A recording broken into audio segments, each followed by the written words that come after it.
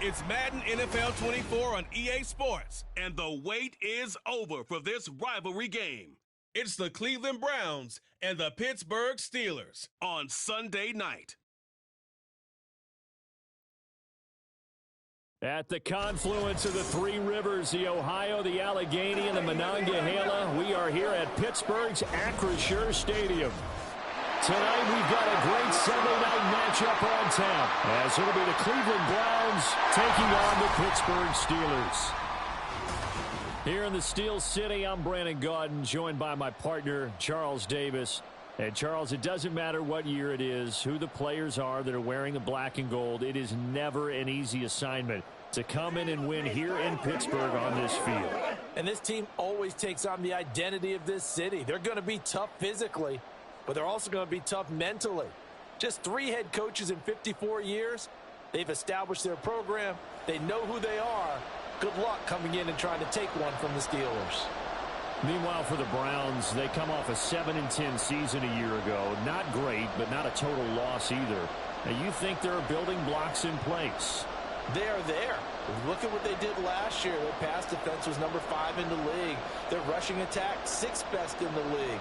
They have players. They have a system. They just need to put it all together.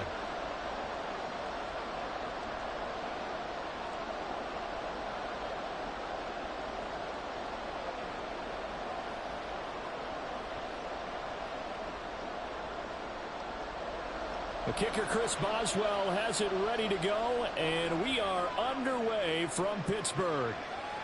From his end zone, here comes Jerome Ford. Oh, a good-looking return set up here. And a good effort on the return there. Gets him across the 30, up to the 33. Now the Cleveland offense ready to go to work behind the 3-time Pro Bowler Deshaun Watson. In his second season now as a Brown, number 7 overall. Just 6 games played for Watson in his debut season with the Browns, which really limited how much he could step into the franchise quarterback role for the team. But he gets a full slate to do so this season. Remember, his last year in Houston, over 4,800 yards. They expect excellence from him. So they'll come up 1st and 10 now from the 33. They'll start out here with the option left. Get this one across the 45 before he's brought down. Give them 15 yards to start their first drive of the game. Well, I tell you, there is no antidote for speed, even at the quarterback position, as he keeps it himself and turns it into good yardage. And it still takes time for a defender to react, even as quarterbacks carry the ball more and more in today's NFL. They're still a little bit in disbelief and realize, oh my goodness, he's running with the ball. He may be 8, 10, 12 yards downfield at that point. It's a 6-yard pickup, and it gets him to 2nd and 4.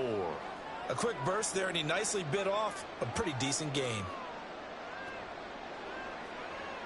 Ball spotted at the 45. Here's 2nd and 4. Here's Watson. This short pass into the hands of Njoku. A gain of 5, good enough for the first down. But Deshaun Watson, when you think about the toughest quarterbacks in the league to game plan against, he's got to be in your top 5, does he not? And when you talk about game planning, putting him in the top 5, that's an easy call because he can make every throw. That's not an issue at all. He has great touch delivering the football. But that mobility, that added dimension, when he escapes the pocket and those receivers find their way open, short, medium, and long, he finds the right guy. And last but not least, his toughness. He can stand in the pocket, take a hit, and deliver. From the 37, they work on 2nd and 6. And again, it's Chubb. And he is met at the line of scrimmage, and he goes down right there. No gain on the play there, so they're left with a 3rd down and 6. And as a defensive end, getting off the ball quickly, swarming to the football, making a tackle, that's what we saw right there. Yeah, and that's what their job is. And really, a lot of the time, they have to throttle back a little bit in the run game because you know those defensive ends, they're like in a sprinter stance. They're just headed straight for the quarterback. That was good recognition on that play to hold him to no gain. And they're going to have themselves another first down as the tackle's made at the Steelers' 24-yard line. 13 yards to pick up there. Good for a Cleveland first. Solid opening drive so far, Charles. They've moved this football into field goal range, but you know that they want to cap this off with 6 and not 3. Absolutely. As one of the better coaches in the league always tells me, on offense, I want to throw body blows all game long and finish it with uppercuts. Well, here are the body blows right now. He's hoping in one uppercut will take care of the end of this drive. And he is brought down at the 22 after a gain of 2, and it brings up second down. Oh, that's a real nice job there by the defensive front. They just engaged and held their ground. But how about the guy who made the play? We often talk about whether they take a good first step or not.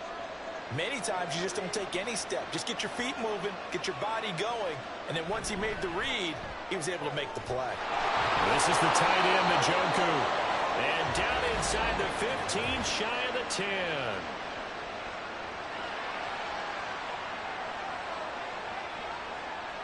Jedrick Wills, former first-round pick, guilty there.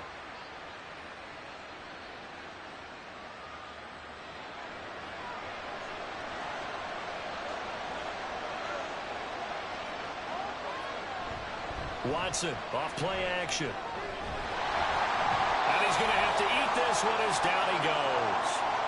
Alex Highsmith making the nice play and getting the sack. And, of course, that's not an easy man to sack. You know how elusive he can be trying to get outside of the pocket. That was a great play on the defensive side.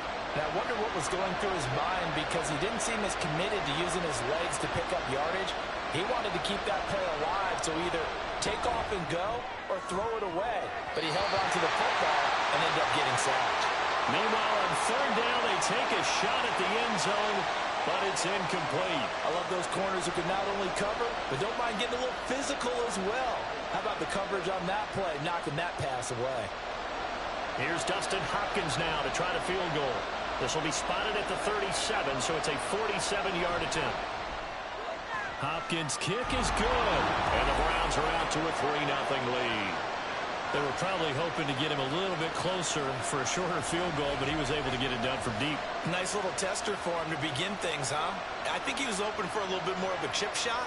Instead, they made him stretch it out a little bit, but he's got to feel great now that he put it through the pipes.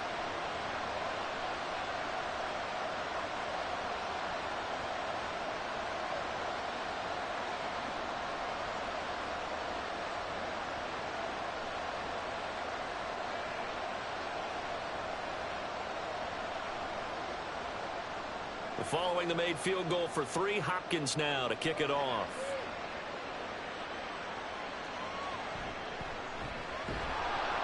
And no alley to be found. The coverage was solid, and he's dropped at the 18. The Steelers offense set for their first possession here, and it's Kenny Pickett who will lead the way, the second-year man, Charles, from Pitt. Pickett didn't quite lead Pittsburgh to the promised land in his first season as the hometown kid and franchise quarterback, but he did impress once he got in the field. Winning 7 games helped keep the vaunted streak of non-losing seasons alive in the Steel City.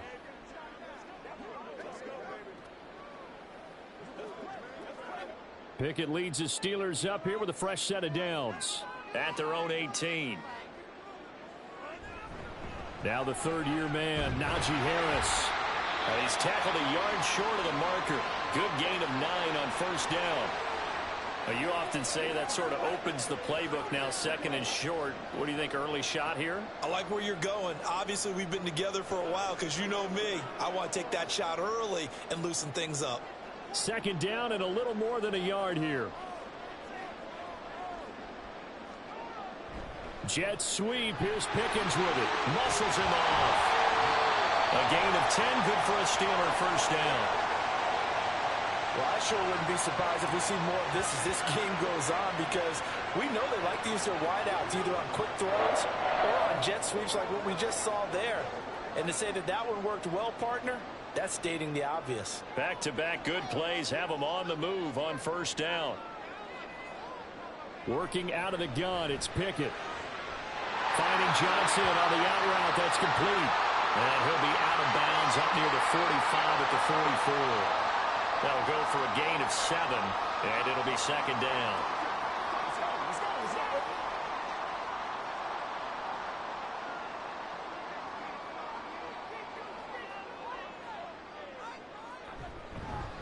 Harris running straight ahead. And he'll be brought down just shy of midfield at the 49-yard line. A gain of 5, good enough for the first down. A nice carry by Harris, who had tougher sledding than in his Pro Bowl rookie season, but still topped 1,000 yards as a Steelers sophomore. As Pittsburgh tries to climb back to the top of the AFC North, he remains a player that their offense relies on. Pickett now on first down. Pass complete. George Pickens with it. And he's going to get a solid gain of 9 before being brought down. Second and right at a yard.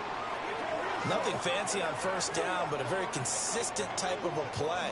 Hit that slant. A lot of people call it an extension of the running game, and it can be if that pass is completed, because you hit a guy on the run like that, you often can go for big yardage. Sets him up nicely for second down, staying ahead of schedule. Now, meanwhile, a pass that should have been intercepted, but it winds up falling incomplete. Those are the ones you dream of as defenders. I think if he gets eyes on the ball a little bit earlier, he might come away with it. Instead, it's going to wind up as just an incomplete pass. Pickett on 3rd and 1. Work in the middle of the field, and he's got a man complete. And they're going to have another first down as he's going to be tackled at the Browns' 32-yard line. It's an 11-yard pickup. Thought they'd run it on 3rd and 1. Not the case. We got to like what you're seeing from this offense here on the first drive. A nice, sustained series to begin the game, and it will continue after picking up another first there. Would you say the word methodical comes to mind?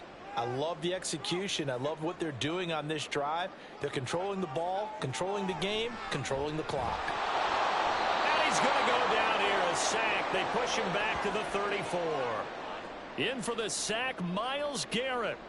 Another outstanding season by Garrett in 2022, his second year in a row with 16 sacks, tied for second in the league. In just his 7th season, he's almost a virtual lock to become the Browns' career sacks leader. Here's Pickett on second down. And he's going to go down again. Myles Garrett, now 2 sacks for him already here in this first quarter of play. Okay, let's go back a little bit and see if my schooling comes to the front. What's that old saying? Those who forget the lessons of history are doomed to repeat them. That's the same guy who's gotten back-to-back sacks. I think a double team may be in order.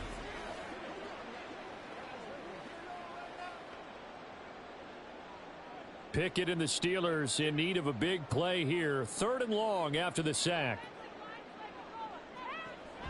Looking to throw. Toward the sideline, it's complete. An athletic grab, but still well short of the first. A gain of 8 there on the play. And that's going to make it 4th down. Let's make this one simple. What a catch. Especially the finishing part of getting his feet in bounds, toe tapping, and of course, foot dragging. Little tapestry, if you will. Oh, I like it. And that is no good. And instead of tying it up, they'll remain down by 3. Yeah, 55 yards is anything but a gimme. You got to really concentrate on your leg swing and proper technique. This time, though, he's unable to convert. Second drive coming up here for Cleveland as they return to the field on offense. They've got a 3-0 lead and the football as they start 1st and 10.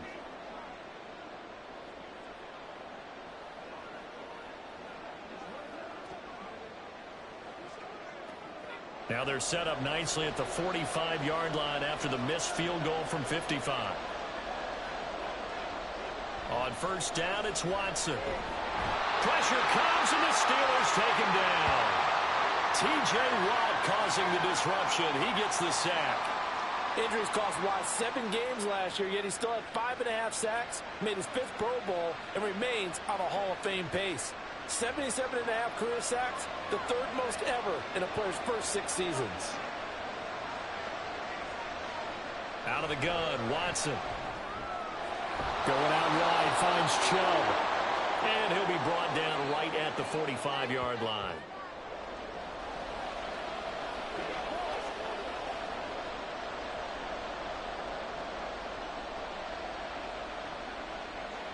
Third down and 10.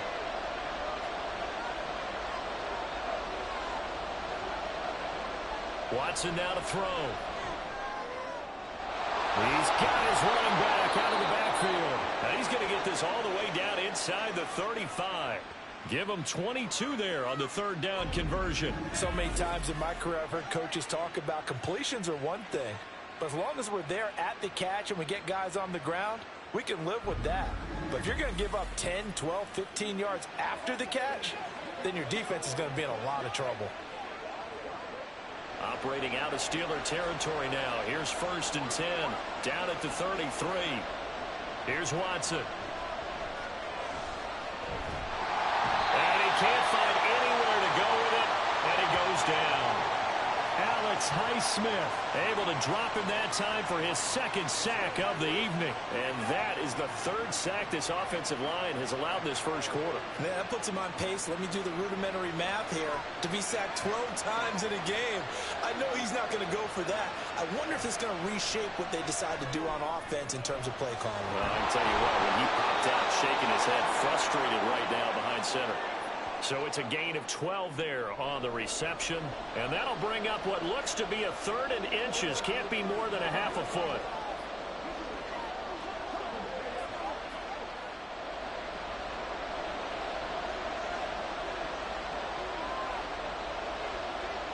Now it's Watson. That is caught. And he is going to have the Browns first down. And he'll have it back plenty as they're able to keep the drive alive on 3rd and inches. They've been moving the ball well, but this drive was in danger of stalling out. Fortunately, this is a nice throw here, and they're able to pick up a new set of downs. They had to settle for 3 last drive, hoping this second go-around ends in 6. In good position, 1st and 10. And he will lose yardage here back at the 23-yard line. T.J. Watt, always the disruptor, there to blow that play up. The running lanes have definitely not been there for him here in the first half, and I don't think it's all been his fault. His offensive line hasn't given him much space. A loss results there. 2nd down, here's Chubb again. And this one also slow in developing as he's maybe getting back here to the line of scrimmage, but not much more than that. A free safety roaming all the way up to the line of scrimmage to make that stop. How about his ability to trust his eyes and figure out it was not a pass play and go fast towards the line of scrimmage in order to make that tackle. Now on 3rd and long, they'll look to throw. They set up the screen to Chubb. And the tackle made at the 13. He is well short of the 1st. They pick up 10, but it'll still lead to a 4th down. And when you're throwing the ball downfield really well like they have been on this drive, it's really a nice time to work one of the screen plays in. One of my favorite play callers in the game has always told me he starts every game with 10 to 12 screens because if he starts feeling the pressure from the defense, he uses their aggressiveness against them. Hopkins' kick is good, and that will make it 6-0. So scores on their first 2 possessions, but 6-0, so field goal is probably not what they were hoping for. Man, you're exactly right about that. Not what they were hoping for, but they should be happy that they have points on the board. It almost feels like that old slow and steady wins the race, doesn't it? In this case, though, they want to be slow and steady now, but get explosive later and put the points up on the board.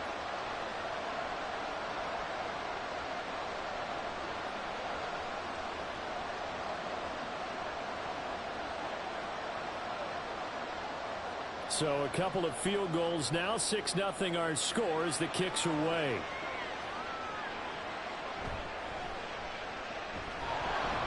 And he will make it to the 20-yard line and no further.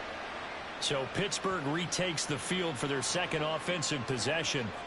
Last time out, they had that long 50-plus yard field goal that they missed. And I'm sure on their sideline they're thinking to themselves, okay, do we still want to try one if we're in that position again? And I would dare say that the answer would be yes. They're going to have a lot of confidence in their kicker. But just to be on the safe side, I'm sure they told their offensive guys, can we get a little bit closer this time? Yeah, get a little closer. Yeah, you know, I'd rather get in the end zone first and foremost. But if all else fails, less of a field goal attempt for him. And he'll fight forward on the straight-ahead running for just a couple of yards. 2nd down. Certainly a nice job there by the defense rallying to the football and getting him on the ground. But I think the play gets made by the defensive front. Because if they can't get upfield, their job is to go ahead and get low, almost get into a ball sometimes, stack things up, and make it difficult for the runner to find a hole. Pickett slides down, and he picks up the 1st. Good coverage downfield led to him taking off, picking up the first down on a 13-yard run. This early in the game, it's all about making steady progress downfield, hoping to lead to early points. And you can do it with your actual play calls or sometimes something a little more improvised, as we just saw there. To the air on first down with Pickett. Now a quick throw there, but it's going to be incomplete. Had an open man that time, but ended up putting a little too much heat on it, don't you think, partner? Absolutely. Just needed a touch more air under it. Instead, he fired an absolute bullet. 2nd and 10.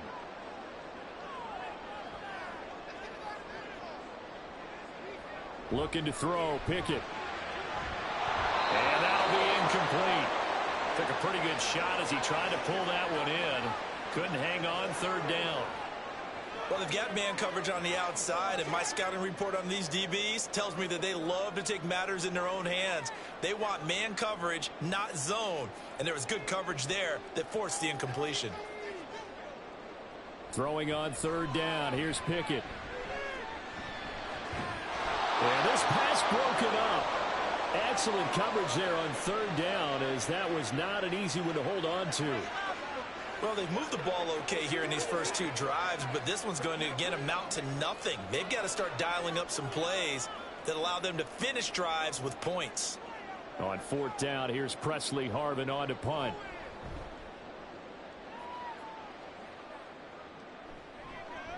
It's taken to the 26. It'll be 37 yards there on the punt, and the Browns will take over 1st and 10.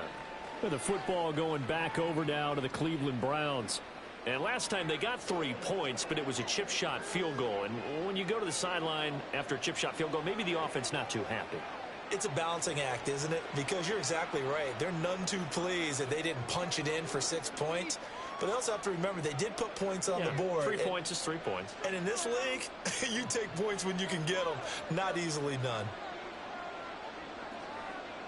On 1st and 10, Watson. And that one going to be off target and incomplete. Not sure what happened out there, but it looked like the timing was a little off on that throw. Hey, you know I'm a defender, so what am I going to say? Great defense. And darn right. They did something to disrupt that timing. Here's 2nd and 10. Now Watson. And he'll be hit as he releases it, and that'll fall incomplete. A couple of quick incompletions, and now they're just one more away from getting off the field. They've got options now. Could they dial up a blitz here or just drop everyone into coverage to crowd the throwing lanes? Now they face a 3rd and 10 after back-to-back incompletions. Watson. He's got the connection to Cooper. And he'll only get this to about the 35. Well short of the line to gain. Give him a gain of 5 on the completion. And it'll be 4th down. So much about this game is just understanding situations and then having to execute, isn't it? Guard the first down sticks. Don't let them get there. And they rallied and made the tackle. And Bojorquez on to punt as he gets it away. Now Austin. 43-yard punt, but they get 9 back on the return. And the Steelers will go on offense here, 1st and 10. And Pittsburgh getting set to take the field. The last series form, a little disappointing, forced to punt. And now they'll try to do better here and come away with some points as they begin this drive, 1st and 10. Pickett leads the Steelers up here with a fresh set of downs. Just shy of the 30. From the gun, here's Pickett. And this will be incomplete. Physical play on the football there, and it's 2nd down. That's what you're going to need to do against those big receivers. You got to get in there and get physical with them. That time he got in close, got in tight, and knocked the ball away. Now a 2nd and 10.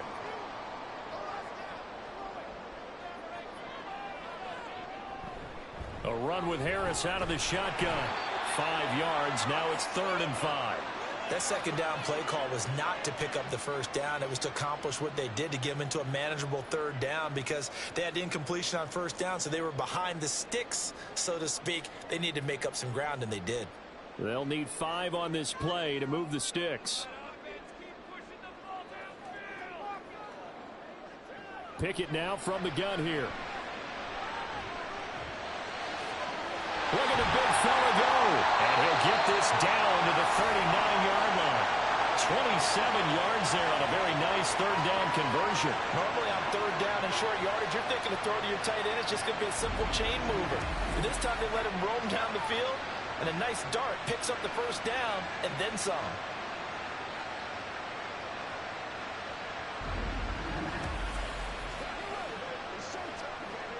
So a 1st and 10 upcoming from Browns territory now at the 39-yard line.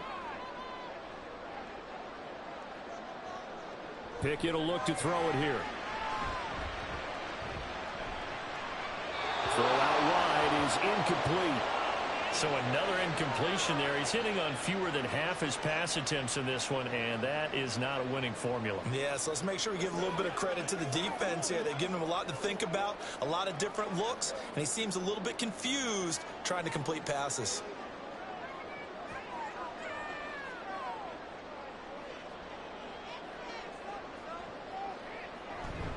On 2nd down, this is Harris. And a short gain there down to the 37-yard line. They do get a couple, but they'll be left staring at a 3rd and 8 coming up. Well done to sniff that out defensively. He had it diagnosed pretty quickly. I love that description because diagnosed is perfect on that one. Read his keys, made the play, and he couldn't even get going moving the football. Pickett now to throw off the play fake. And unable to connect. Incomplete. Now give them credit. They took their shot, but it's going to bring up 4th down. Zone coverage there, and they were playing deep. That makes it obviously a little bit harder to run by guys. And that time, there was not much of a window to get the ball in there, and it winds up incomplete.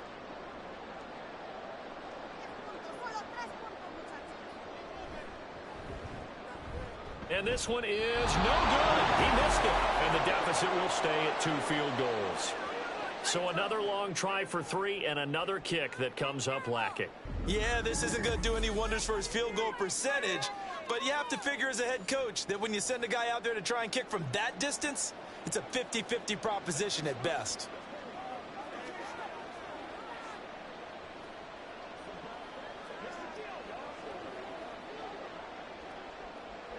The Cleveland offense ready to go. And Charles, a very uninspired effort the last time we saw them out there. It was a quick 3 and out, then they punted the football. Yeah, and you never want to get stopped so soundly during a series, but what would be even worse now is letting it happen again right here. They've got to get going. 6-0 our score after 1. The start of the 2nd quarter, and it's the Browns in control of the football. Now a 2nd and 6. As they've got it as we resume action. They go with Chubb on 2nd down. And he still has yet to get on track in this first half as they're going to stop him behind the line. Now they're going to be dealing with a 3rd and 7 as that one officially a loss of 1. And they have just not been able to block him at all throughout this game. Seems like every other play, he's doing something in the backfield. Already got 2 sacks. And now here's a tackle behind the line. Throwing on 3rd down, Watson. He's going to drop this one down for Chubb. And he is going to have a Browns first down as they're able to get the 3rd down conversion.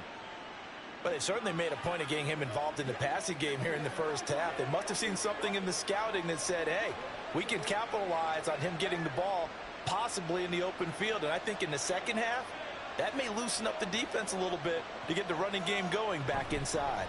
On 1st down, they'll run with Chubb. And down inside the 40 to about the 38. A solid run on 1st down. Gain of 7 leaves them with a 2nd and 3. Well, no matter how they phrase it, staying on schedule, staying ahead of the sticks, whatever you want to call it, 7 yards on 1st down, that fits the bill. From the 38 now, here's 2nd down and 3. Here's Watson. And he gets it down to the 32. Deshaun Watson, so multi-dimensional, able to scramble for the first. At least this time he's getting hit after a positive play for his offense. The pressure was coming through yet again, but he certainly didn't stick around for the sack on this occasion. Found an escape route and ended up getting the first down before taking the hit. They go up the middle with Chubb. And he struggles to get a yard here, maybe a yard, down to the 31. Oh, there's plenty of traffic waiting for him up the middle. But give him credit, he tried barreling through anyway. They're fortunate to get a yard out of that one. 2nd and 9.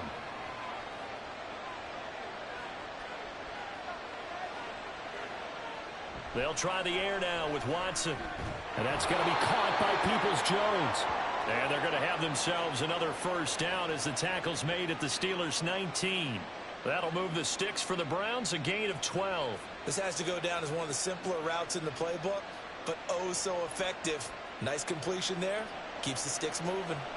So here's a 1st and 10 now, down inside the 20. This thrown quickly out to Cooper. A minimal gain there on the 8th play of the drive. The goal of a wide receiver screen is get enough blockers in front to create a wall and let him pick his spot to run the football. How about the defense there, swarming to it and not allowing that to happen? Did not let him get downfield. Here's a 2nd and 8.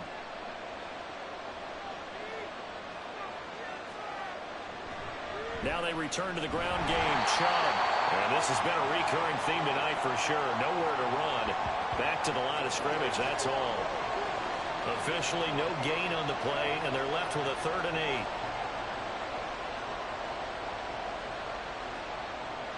A 3rd field goal in the first half, not what they're looking for as they come up on 3rd down. Back to throw, Watson. Oh, he tries to force it in, and it's intercepted.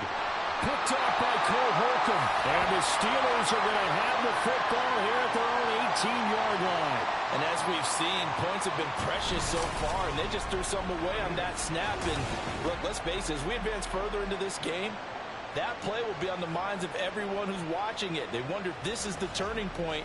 Is this the spot where those points were given away and could cost them a ball game? The Steelers offense now, they get ready to head back on the field. And last time out, another missed field goal, so maybe their confidence wavering a little bit right now in the kicking game. And I'm with you on that. I think at this stage, they'd love to not run him back out there in a tough situation. But let's face it, they may have to. So right now, the head coach is talking to the offense coordinator and saying, call this game like we're going to put it in the end zone. Let's try and take the field goal out of it. 1st and 10, here's Pickett. Throwing over the middle, and it's incomplete. That certainly appeared to be a play call where they were just trying to make 2nd down, 2nd and short. I think they thought the coverage was off a little bit more than it was. Nice job there pressing up on it and forcing the incompletion. So after the incompletion on 1st, now 2nd and 10. Here's Pickett. Johnson's got it complete. That'll leave him with a 3rd and 2 coming up. They got 8 yards there. They kept the receiver in the short field, but that let his quarterback get the ball quickly to him before either guy in double coverage could react. And the Steelers on 3rd down, 2 for 5 to this point. Here it's 3rd and 2. Trying to pick it up on the ground with Harris. And he gets it to the 34, good enough for the 1st. And that gain of 9 buys them a new set of downs. Well, after an interception, last thing you want to do is go 3 and out, give the ball right back. They avoided that. Yeah, you definitely do not want to do that. I remember in college I played with a really big-time player on defense. We ended up getting an interception as we passed the offense coming out. He told him, if you don't take care of this football, you have to answer to me later. You definitely want to take care of it, pick up first downs. Throwing on 1st down, but this one winds up to be incomplete. He did an okay job of absorbing the hit, just couldn't secure the football through the catch. And he was right there on the spot and forced the incompletion. That's something defenders work on all the time. If you're there, make the contact, but continue to work your way through the receiver so that you can't possess the football and turn it into a catch. Another throw on 2nd down, and this one incomplete as well. Have to give some credit to the defender on that when he read all of his keys perfectly and got a great break on the ball and able to force that incompletion.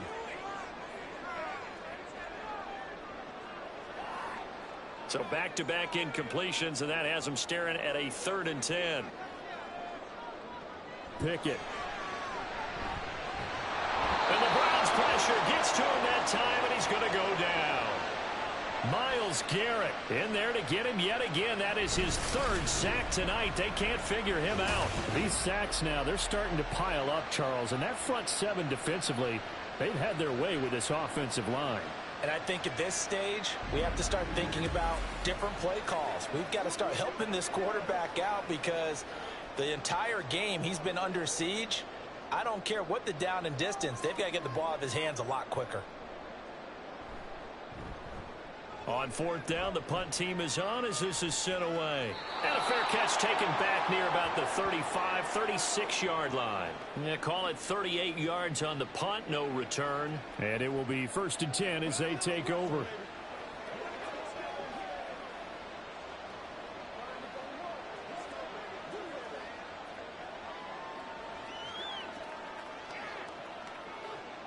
Watson and the Browns now with a 1st and 10 at their own 37. Trying to shake off the interception. He'll look to throw. Looking left side, and he's got a man. That's more. And they will only muster a yard here to the 38. As a defense, you're more balanced when you're in zone coverage because you're able to keep your eyes on the quarterback and see the play develop in front of you. They're able to keep the quick pass in front of them and stop it right at the line of scrimmage.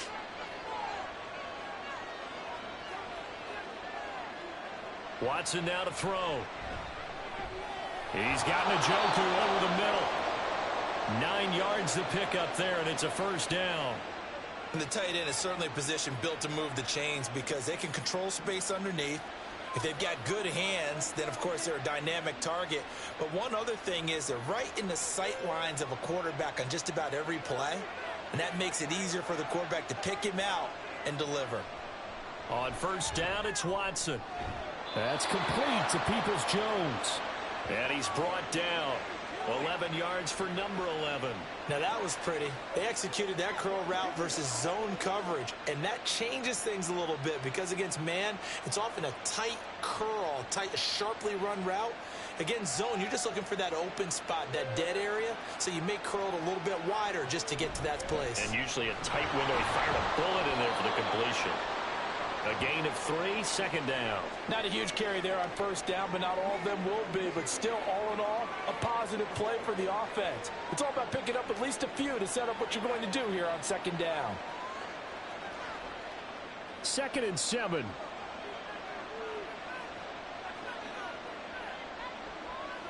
To throw is Watson. He's going to let this go. Back of the end zone. And that's going to be incomplete. Good effort there, trying to take a shot, but it's 3rd down.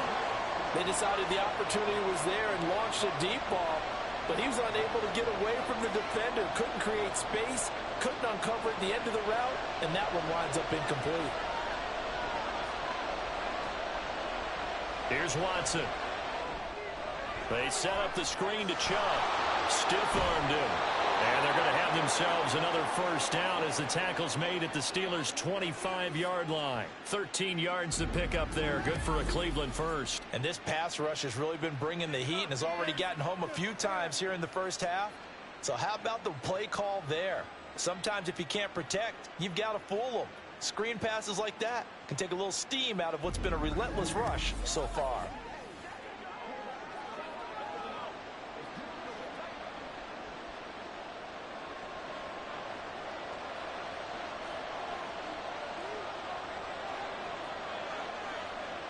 On 1st down, Watson. This will be a short gain of 3 before he's brought down at the 22. Brandon, once that one broke down, there were only so many options left for him to take. Fortunately, only 1st down, so he smartly got the yardage he could get and didn't worry about trying to turn it into a bigger play and end up taking a bigger loss. Here, they hope they can regroup and get something different going here on 2nd down. Now it's Watson. And this is caught. Touchdown, Cleveland. Deshaun Watson finding Amari Cooper as his guys are able to extend their lead. I wonder if he changed anything on his play sheet or they just executed better? Because they had 2 previous drives that ended in field goals. Before this one, they finally were able to put into the end zone. Well, whatever he did, speaking of the offensive coordinator, might be using that formula going forward. It worked there. Yeah, it worked very well. He and his field general in pretty good sync right now. They're starting to move the ball well. Hopkins with the extra point, and the lead now stands at 13.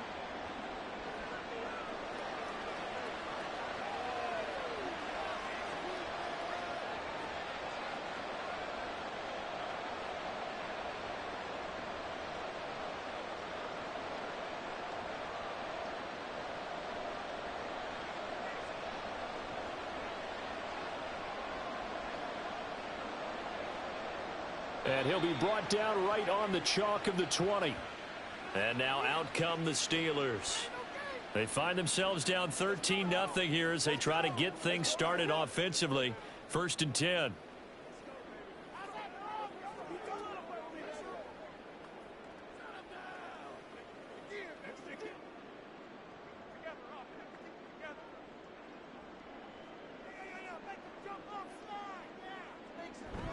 They'll start on the ground with Harris.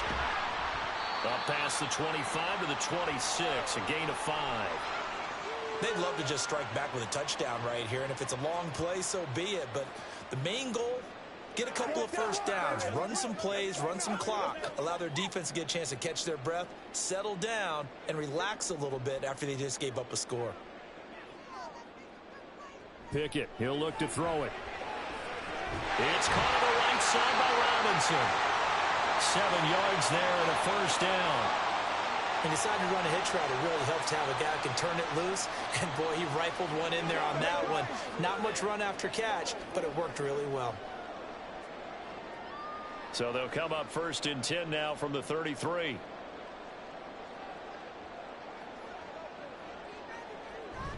Off play action. Pickett trying to lay one up deep. Oh, and that is incomplete. I tell you, Brandon, this defense is playing with some confidence. Haven't allowed a point yet. Flying to the football. I'm telling you, it's almost 11 to the ball on every snap. Another nice job there to force an incompletion. After the incomplete pass, here now is 2nd and 10.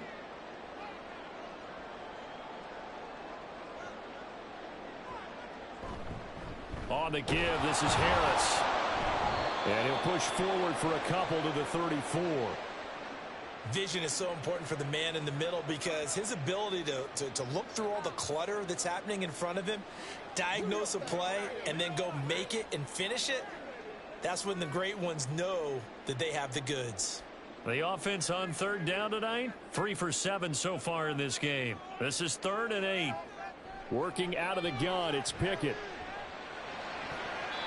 And that will be incomplete.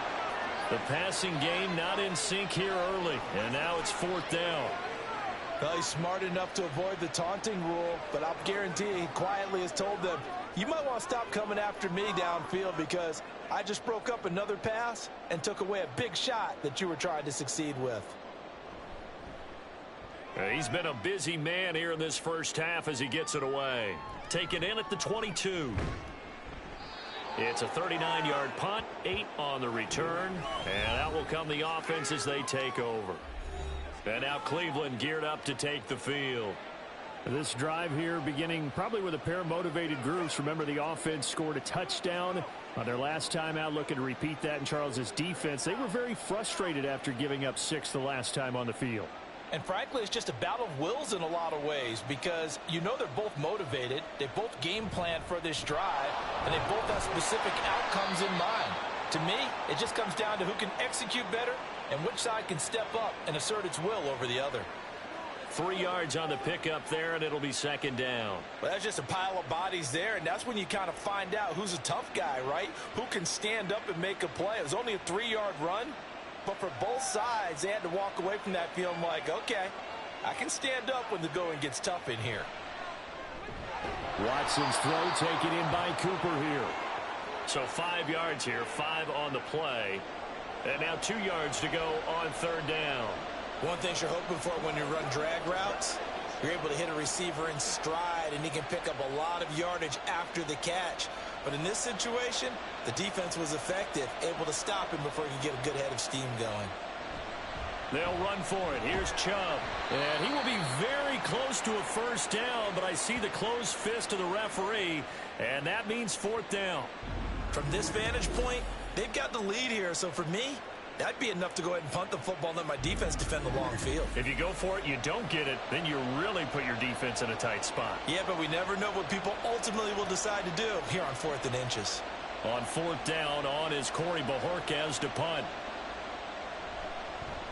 His first punt, 45 yards. This looks good as well. Here's Austin.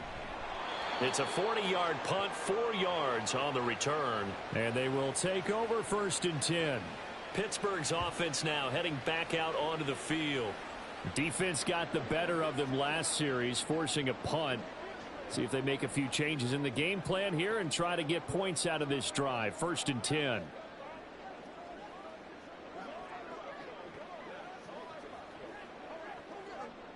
Pickett leads his Steelers up here with a fresh set of downs. At their own 21. Looking to throw, Pickett. And this one is going to be off the mark, too far out in front. Well, touch and time are critical for those types of throws. He put a lot of zip on that one. Needed just a little bit more finesse trying to get it to his back.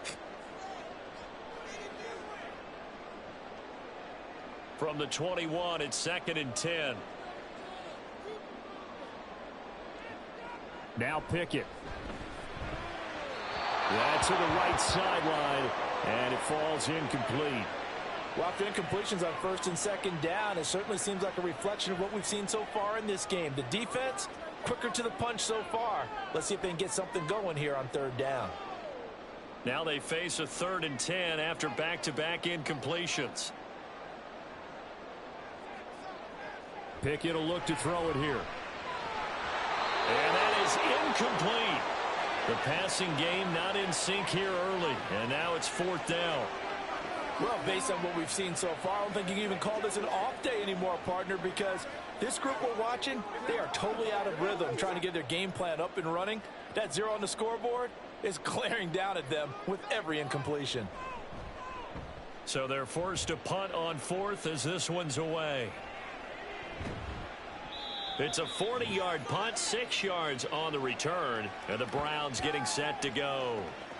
No points last time out. They were forced to punt, if you remember, but no time to dwell on that. They've still got the lead here and a chance to add to that here. 1st and 10 as this new drive starts.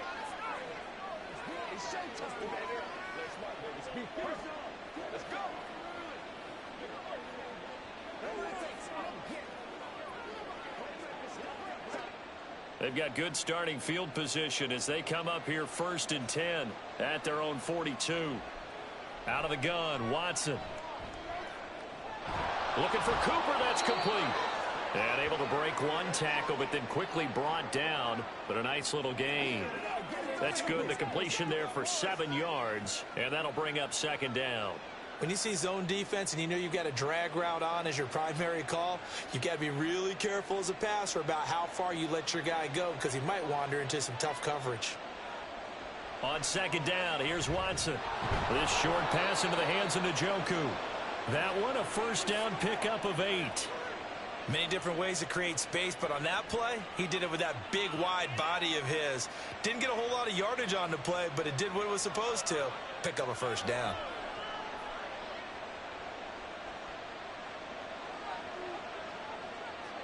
Now a 1st down throw, Watson. And he's going to get a solid gain of 9 before being brought down. 2nd and right at a yard. I do think it's fair to say that they were caught off guard a little bit when he decided not to throw it on 1st down. But give them credit, they recovered in time to deny him the 1st down yardage. But it's only 2nd and short. So that run is still likely to lead to a new set of downs. Here's Watson now on 2nd down. A quick throw there is incomplete. I see the surprise in your face there, partner. That is a rare incompletion from him. He's been on point this entire game. He has percentage completion-wise way up. Not that time. They tried to throw on 2nd down, unsuccessful. Now it's 3rd and 1. Now we'll play fake, and it's Watson. And he'll be taken down, but he does have first down yardage. Taking matters into his own hands, and he picks up 4 yards and a first down.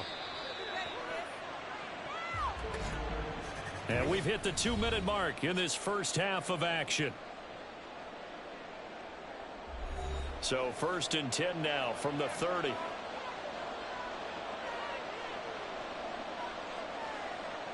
Watson. And pass complete to Moore. And this will leave him a yard short. Nice pickup of 9 yards on first down.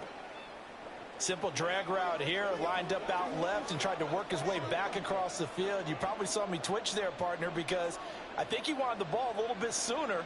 By the time he looked it in, defender was right on him. To throw on second is Watson. This is the tight end, Njoku. They'll get 3 as the drive continues. It's a first down. I know the halftime's approaching, but I don't think he's going to want to take a break. That's his 5th catch. Yeah, they've really been targeting the tight end. Creeping up on a minute to play in this first half. From the red zone now, Watson. Wide open, Amari Cooper. Touchdown, Browns. Deshaun Watson finding Amari Cooper. And the Browns will extend their lead in the final minute of the half. They have really had their way so far in the first half, but they wanted to continue to build on their lead. They know that no lead is safe in this league, so they decided to try their best to get one more as they headed into the half, and they got it done.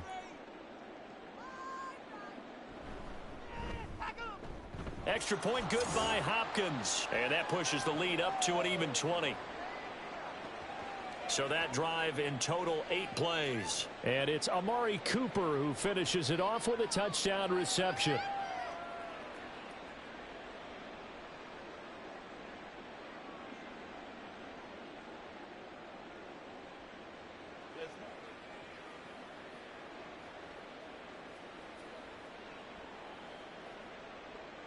Following the touchdown, Dustin Hopkins will kick it away.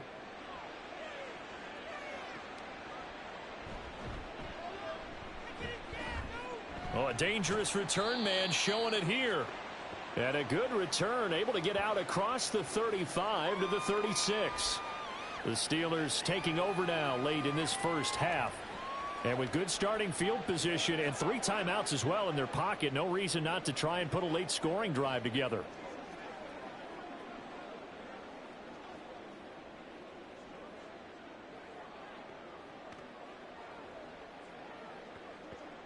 Good starting field position for them as they come up 1st and 10 at their 36-yard line. Back to throw, Pickett. That swung out wide to Harris.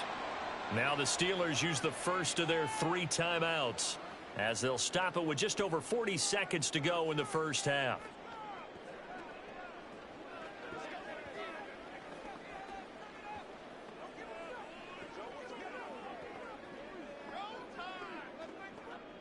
Second and a couple.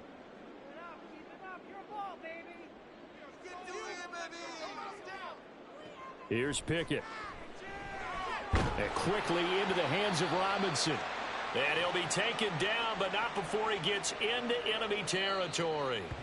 The Steelers signal for the second of their timeouts as the clock will stop with 33 seconds to go in the first half.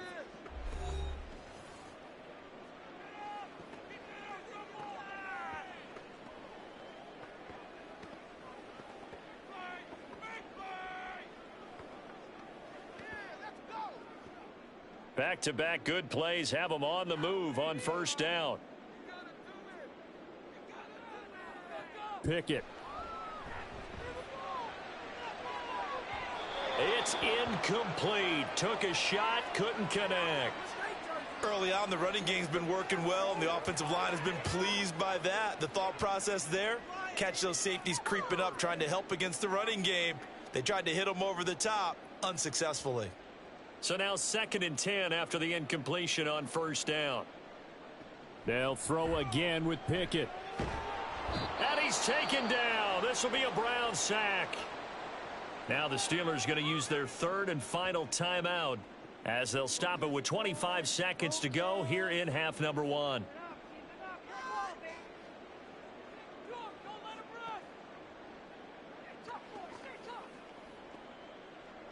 Pickett and the Steelers in need of a big play here. Third and long after the sack.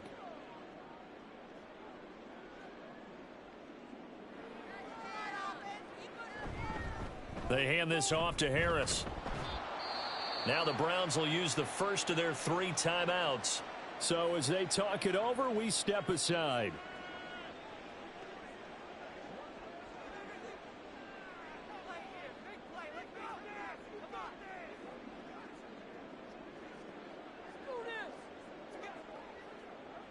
Here's Presley Harvin now.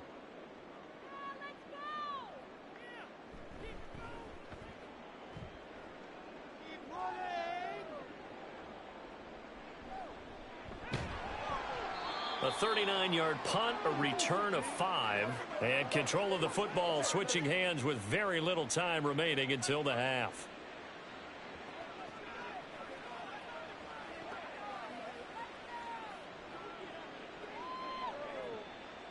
The Browns drive about to get started.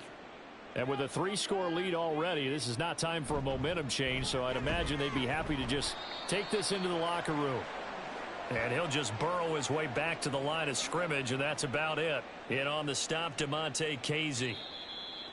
So we reach halftime in what's been a fairly one-sided game so far. As we'll head down to Orlando, that's where we find our man Jonathan Coachman at our EA Sports Halftime Report. Coach. Okay, Brandon, thanks very much, and welcome in everyone to our downtown Orlando studios and this EA Sports Halftime Report. This was an extremely one-sided first half. One team showed up, ready to go. The other's been in a daze thus far, but there's still plenty of time left for this one to tighten up significantly. All right, Coach, thank you, and we welcome everyone back for quarter number 3.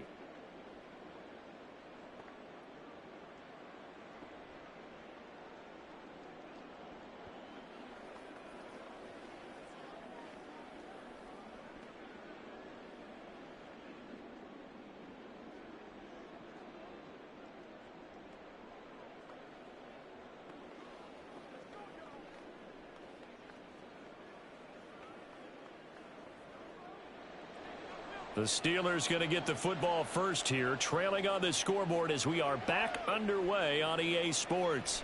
This fielded right at the goal line. The Steeler offense now with the football first here to begin the third quarter. And that first half, one to forget really on both sides of the ball. They got to find some way to string something together here, don't they? Yeah, they're down big right now. So as you mentioned, trying to find something to string together, get some consistency, something sustained, maybe calm their whole team down and find a way to get back in this one. Yeah, because right now you're down big, you're being shut out. Let's see if this is the drive that kind of kickstarts them. They turn to Harris to begin the drive. And they're going to get this beyond the 40 before he's taken down.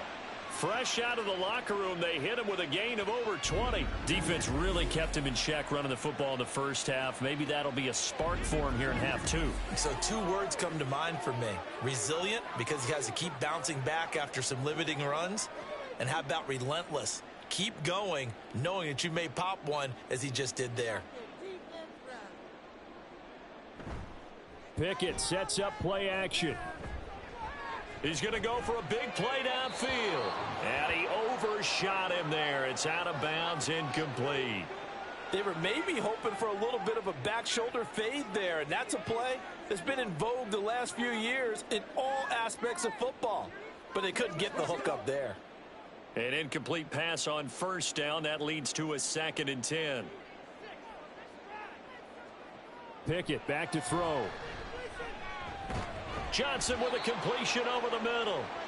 He'll get only 3 there, so it leaves him with a 3rd and 7 ahead. Well, there wasn't much there with that hitch route. They didn't gain what they expected, but sometimes when you call a hitch, you really don't have an alternate to go to. You don't have a second route to throw it to, so sometimes you have to rifle in there and hope for the best.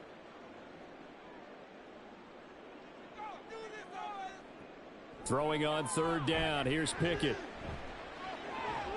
He's got his target. That's complete. And they're going to have another first down as he's going to be tackled at the Browns' 40. It'll be a gain of 17 and a Pittsburgh first. I don't know what they talked about at halftime. Whatever it was, it worked. They look like a different team here in the third quarter. Yeah, I doubt that there were very many trash cans that got kicked over, that type of a speech. I think what they did was they analyzed what worked in the first half, what didn't, and figured out a better game plan.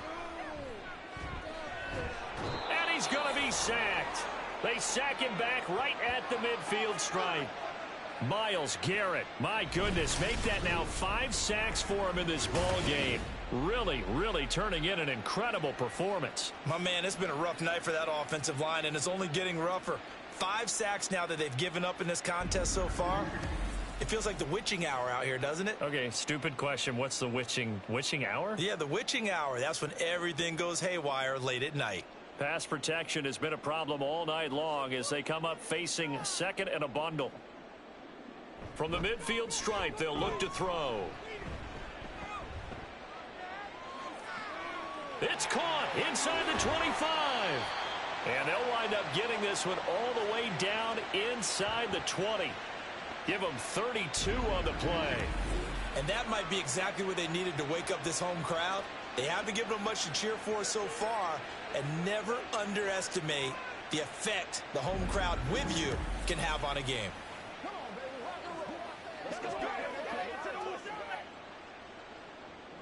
So the big play means just like that, they'll operate from the red zone now on first down. Pickett, he'll look to throw it. And it's caught. Touchdown. George Pickens, an 18-yard touchdown grab. And the Steelers are able to cut into this lead as they score on the opening drive of the second half. That's a score you felt they had to have here in the third quarter to get back in this game. And you know that there was an emphasis on their side. Hey, we know this. We know where we are. But sometimes that binds you up so much that you try too hard, you don't get the score. A perfect combination of urgency, yet relaxed enough to get it done. Boswell good with the extra point, and that cuts this lead down to 13.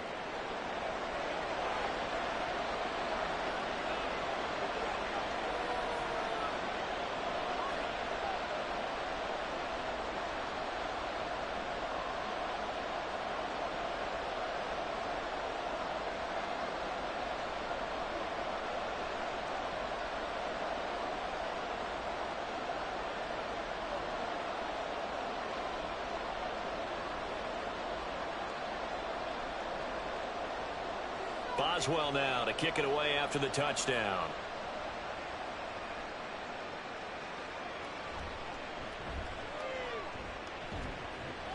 And up to about the 26-yard line, just across the 25. Here's the Browns now. They get set for their first possession of the third quarter. And they were terrific in the first half, built up a sizable lead, and it's just been cut into a bit following the opening drive score on the other side. But this is a unit that has to be itching to get the football again. You can say that again. They've got to be pretty eager because, let's face it, they've had to sit through halftime, then sit on the sidelines and watch that drive. So you can bet that they're saying, let's get on with this. We got to go out there and get some more points. Able to fight through one tackle. Give him 9 on the carry that time, and they're set up with a 2nd and 1. Well, it's time for them to be good teammates right here. And what I mean by that is possess the ball for a little while. Get at least 2 first downs. Give their defense a chance to settle down a little bit after they give up a touchdown. From the 35, here's 2nd and a yard. They'll fake the handoff. Now Watson letting one fly deep for Cooper. And that will be incomplete. Tried to dial up the long one way out there, but it'll be 3rd down. Well, you most certainly don't want to go 3 and out here and give the football right back because your friend, Old Momentum, he's wondering if he should change sidelines about right now. And if you don't convert here, guess what? He's going to make the trek to the opposite side, and all of a sudden, you've got a battle on your hands. And he's able to get the first before he's taken down at the 36. Everyone understood their role on that play. 3rd and 1. You know the defensive guys, they're trying to get down and get low and get leverage on the offensive lineman, but they didn't allow that to happen. They created a crease and allowed him to get through for a first down. So from the 36 now, 1st and 10. They run it again with Chubb. And taken down just shy of the 40. And now timeout is whistled as it appears there's a Brown shaken up on the play. So as the medical staff takes a look, we'll step aside. Ball on the 39. Here's second down and 7. They give the Chubb out of the gun. And he's going to be stopped up quickly here. Just a yard up to the 39. We know that old expression, it's not my night. It hasn't been his so far. I don't know if the legs are a little bit heavy. Sometimes having to hang out all day and play doesn't exactly play to your advantage, but it's been a tough go for him. And every time he looks up, somebody's there defensively. That was the same case on that play. Throwing on third down, Watson working the middle of the field, and he's got a man complete. And they're going to have themselves another first down as the tackle's made at the Steelers' 40. Great way to convert on third down there. 21 yards the play. And now we get into the psychology of the whole thing, because a lot of teams with a 2-score lead in the third quarter, they almost become defensive with their offense, just playing not to lose. I think with this team, you got to figure at this point, this is a great spot for them to go into attack mode, really try and put the hammer down and finish this one off. Operating out of Steeler territory now. Here's first and 10, right at the 40. Chubb will get the call, running left. And little room to maneuver there. He gets it down to about the 39. The stop made there by Chandon Sullivan. No doubt about it. A really nice job there by the defense, not allowing him to get to the perimeter. But that means your defensive ends, your outside linebackers, the guys that you pay big money to sack the quarterback, they also have to have interest in the running game as well. And they did a nice job there of holding the point of attack and not giving ground. And they will only muster a yard here to the 38. I know that speed is the hallmark of today's NFL game, but the key to good rushing defense is still having your linebackers set the edge. Now the terrible towels in full force now as the Steelers get set to defend this third and long. He lets this one fly toward the back of the end zone. And that will be incomplete. Well, they weren't scared to let it fly, but it falls to the ground and brings up fourth down. Playing success in this game already. 2 touchdown catches, but that was a very dangerous throw. But you have to understand, with 2 catches already for touchdowns, they're going to try and force it to him at times as well. And he has got it from 55 yards away. That was never in doubt. And that will extend their lead even further. So the lead grows here incrementally, but I think the way their defense is playing, you feel okay with just getting 3. They've definitely been stout so far, but now that can all change, because if one guy gets loose for 70 yards, this is a different game. But as it stands, field goals are good. Just keep adding to that lead.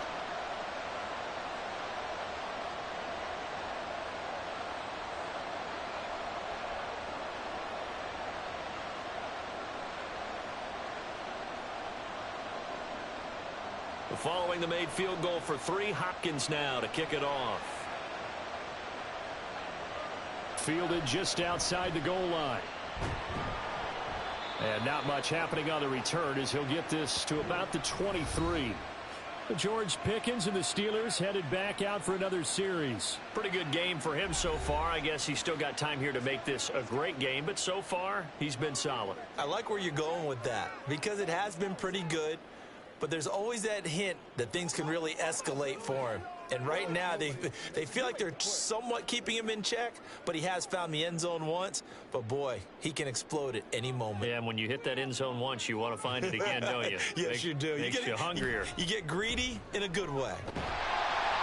And the result here, a pickup of 8. Leaves him with 2 to go on second down. And that looked like some pretty easy yardage there right up the gut. And he's a guy that has some height to him. So when you don't have to drop a shoulder or create or get through contact or trash, makes it a lot easier to stay upright, see the field, and make a run as we just saw there. Off play action. Pickett. And he will slide to a stop. He does have the first down. 9 yards that time. As he came to the line of scrimmage, he knew he didn't need much to reset the chain. So when he saw the space he needed, No hesitation. He went to the marker and got his guys a first down. Back-to-back good plays have them on the move on first down.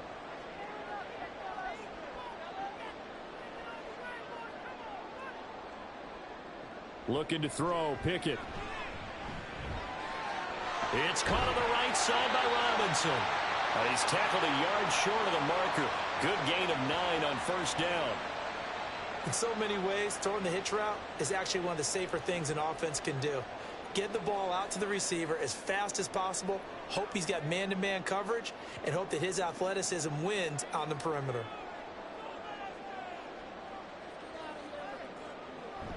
They run the play fake. Here's Pickett. He gets it complete to Harris. And he'll be brought down at the 45-yard line. A gain of 5, good enough for the first down. That was a pretty favorable situation there. What would you call that? Second and manageable? Smart play, too. Didn't force it downfield when he didn't have it. Just checked it down, let him get the first down, and that's exactly what he did. To the air on first down with Pickett. He gets this one to Johnson. And he's got this down to the 35. They picked up 5 yards last time. Now they double it and get 10 here. It's taken a while for this offense to get going. A little creaky at the start, but they're oiled up now. A nice throw there, and they're really putting together a good drive.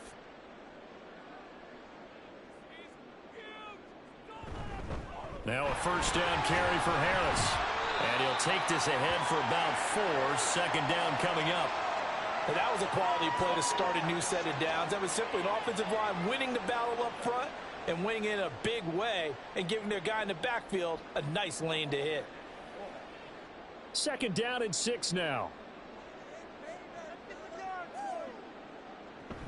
They stay on the ground. Again, it's Harris.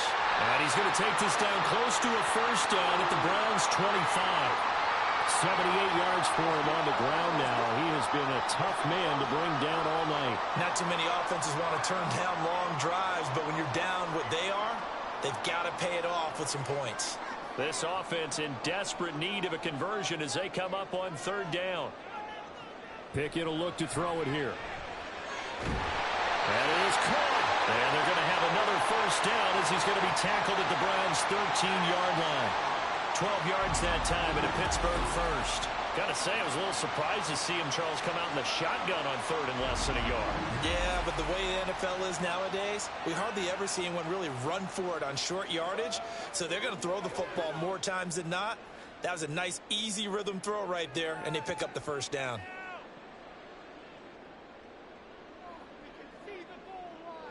Pickett now on first down. Finding Pickens for another catch. And here he'll get it down to the 7.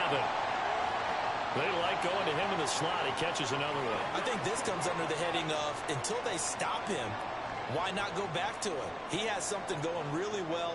Great working relationship with the guy throwing the ball, and they keep making the connection.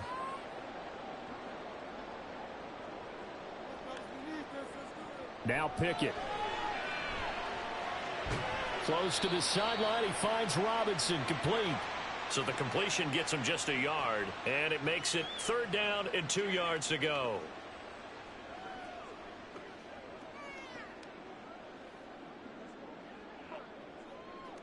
They'll come to the line, needing only 2 yards to gain the first here. 3rd and 2, Pickett. And he's got it. And he'll be taken down, but he does have first down yardage.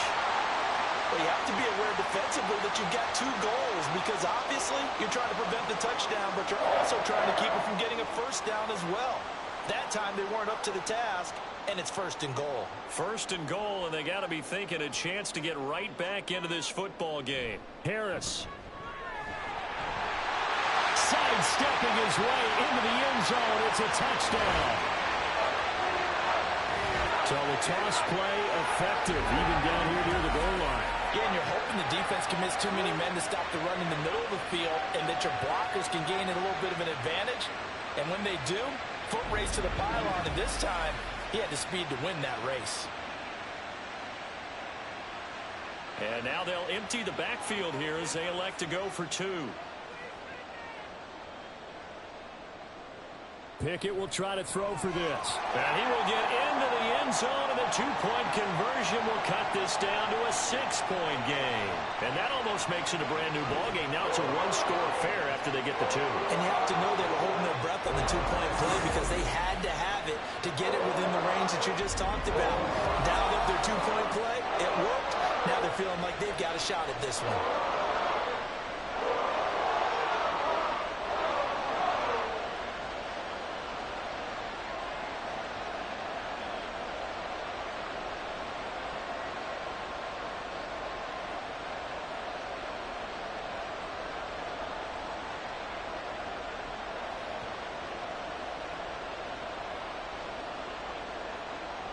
Boswell now to kick it away after the touchdown.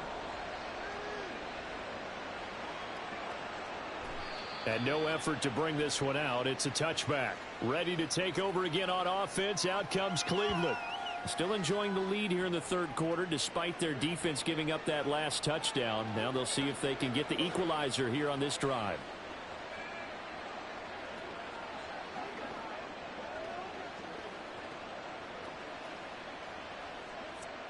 Watson and the Browns now with a 1st and 10 at their own 25-yard line.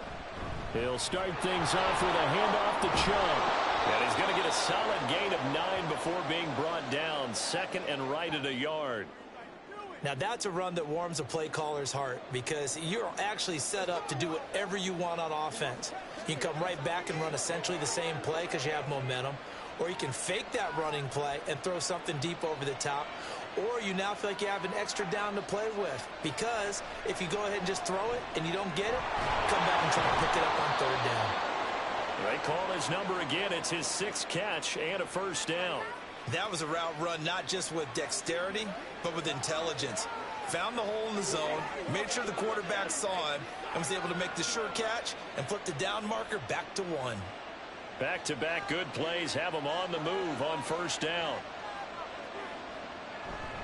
And Chubb will try the middle here. And he can only manage to get a couple. 2nd and 8 coming up. They suspected it was a power play up the middle coming at them. And boy, were they right. That defense got downhill in a hurry and limited them to just a couple on 1st down. This is 2nd and 8.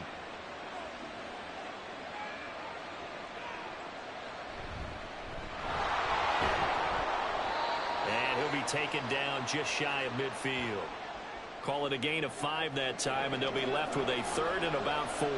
Well, you certainly have to give a little credit here because they're playing this game now at their pace. This is ball control football, sustained runs, taking their time, and making it work. Watson now to throw. They set up the screen to Chubb. A great effort there to shed the contact, and it helps him pick up the 1st. It's a 9-yard gain, and it'll keep the drive moving. For as many sacks as this defense has, you can understand their willingness to try and get upfield and get another. So what a really smart play call here to use their aggression against them, go with the screen, and they're able to get the 1st down.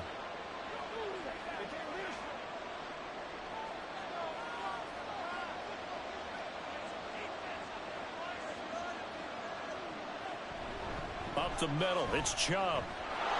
Oh, he bowls over him. And he gets it down to the 32. 64 yards rushing for him now to this point. Now, that was an excellent run. And when you see that happen, that's when you're seeing guys doing their job and then some people doing a little bit more. Offensive linemen and tight ends, they're expected to block. But the wide receivers, all they want to do is catch passes. So when they block on a big-time running play and create extra space, you've kind of hit the jackpot there. That's to the right side and complete to Njoku. They just keep marching right along. 1st down on a pickup of 8 there. When an offense reads blitz, doesn't matter where it's coming from, tight ends know that they become a big part of the passing game because they should be an easy outlet when all those extra bodies are trying to get to the quarterback. A hot route, so to speak. On 1st down, it's Watson. He's got a man on the crossing route. That's Moore. And able to get him down, but he does reach the 5. 19 yards on the pickup there, and now they'll have it 1st and goal. I'll tell you what, a lot of those mid-range throws have been available because sometimes teams get too concerned about the deep ball and they leave too much space in front of them. and these guys have been taking advantage so far. They'll run with Chubb, and he'll barrel his way into the end zone for a Browns touchdown. Nick Chubb, a 5-yard touchdown run. And the Browns will add on to their lead here in the final minute of the third. Well, this offensive line has really stepped up to the challenge here because those Mastodons, they've been sensational clearing holes all game long. And this is great work down here near the goal line to give their back the space he needs to work his way into the end zone. Hopkins with the extra point, and the lead is up to 15 now. That time a 9-play drive. And Nick Chubb the one to finish it off as he does so with a touchdown run.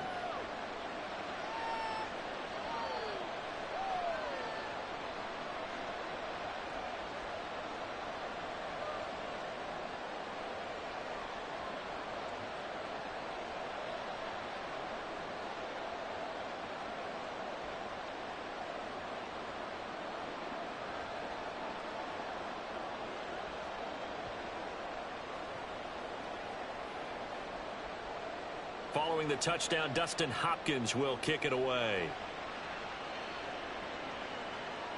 Taking it about the 1. And his guys will get the football right at the 20-yard line. Najee Harris and the rest of this offense work their way back onto the field. He's had a good performance, moved the ball effectively on the ground. Of course, he has the 1 touchdown. And when you're able to move it as effectively as you've described, that leads to finding a way into the end zone, and now he's just trying to do it for a second time. And, of course, with that comes additional yardage. Yeah, looking for additional yardage, and again, that second score here in the third quarter. Pickett leads the Steelers up here with a fresh set of downs at the 20. Now he dumps this off over the middle. A good gain of 9 before he's brought down at the 28. Just about every quarterback is trained to really look downfield first before you come back and make a nice, safe throw. And in this case, that's exactly what he did. Found his running back, let him create some space, and it turned out to be a nice play for the offense. Ball on the 28-yard line. Here's second down and 1. Harris running straight ahead, and he's able to take this one up to the 35-yard line. 7 yards there and a first down.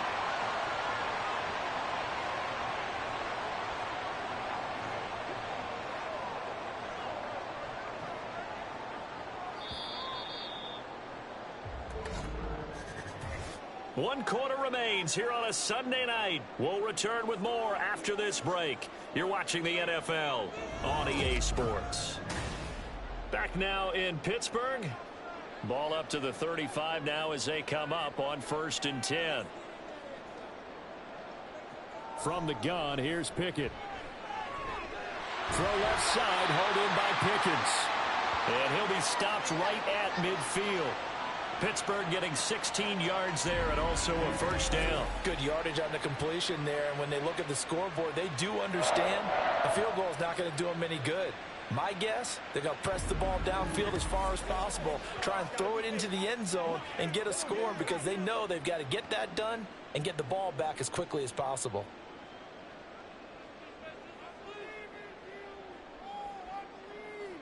They'll bring a tight end in motion left. They run with Harris. Give him 5 on the carry there, and it'll be second down. Oh, that was a thing of beauty right there. Look at how quick those blockers fired off the line once the ball was snapped. That was an O-line on a mission, all in sync, and the defense is lucky that play only picked up 5 yards. Ball placed at the 45 for 2nd and 5. Here's Pickett.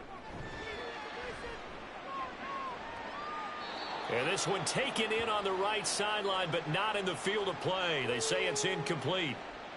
The throw led him a little too far. It brings up 3rd down. And they're at the point of the ball game now where they've got to take some chances. They've got to put the ball in the air and just see what happens. But this defense knows that all too well. Back to throw, Pickett. He's got his target. That's complete.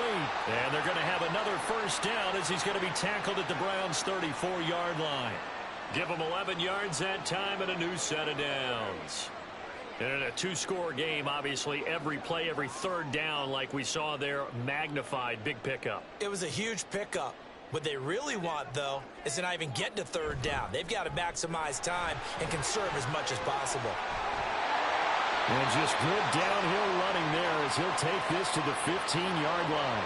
112 yards on the ground for him now as he's gotten better, really, as the night's gone on. Well, that last run makes this a 100-yard night. I've loved the way he's hit the holes. He's been quick, he's been decisive, and he's been a whole lot of fun to watch. Line of scrimmage, the 15. It's 1st and 10. Pickett. Got a man, and he hits him in stride. Yeah, this will leave him a yard short. Nice pickup of 9 yards on first down.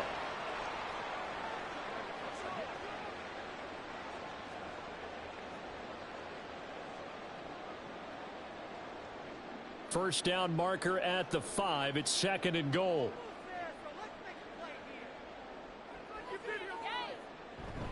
Pickett going to bootleg it. This is caught. It's a 3-yard pickup, and that sets up 1st and goal. It certainly feels like there are more stars at the tight end position than there were even 10 years ago. And I think it's become more of a glamour position because of the ways it can hurt a defense, and guys want to be involved. They can be in line, close to the line of scrimmage. They can split out like receivers. But hands, route running, speed, and some toughness to go across. And that ball is caught by Washington. Touchdown, Steelers. A 3-yard touchdown pass. And the Steelers are able to make some inroads here to that deficit. So this is now a 9-point difference. You figure the book here says kick the extra point, make it a 1-score game. Now, you and I have seen coaches get overly aggressive in this spot, but I agree with you. Kick it here and get back within a score. And now in a 9-point game, they'll still just need to go for 1 here. And it's good, so that will get them back within 1 score. A 10-play drive that time. And it ends with the Steelers finding the end zone.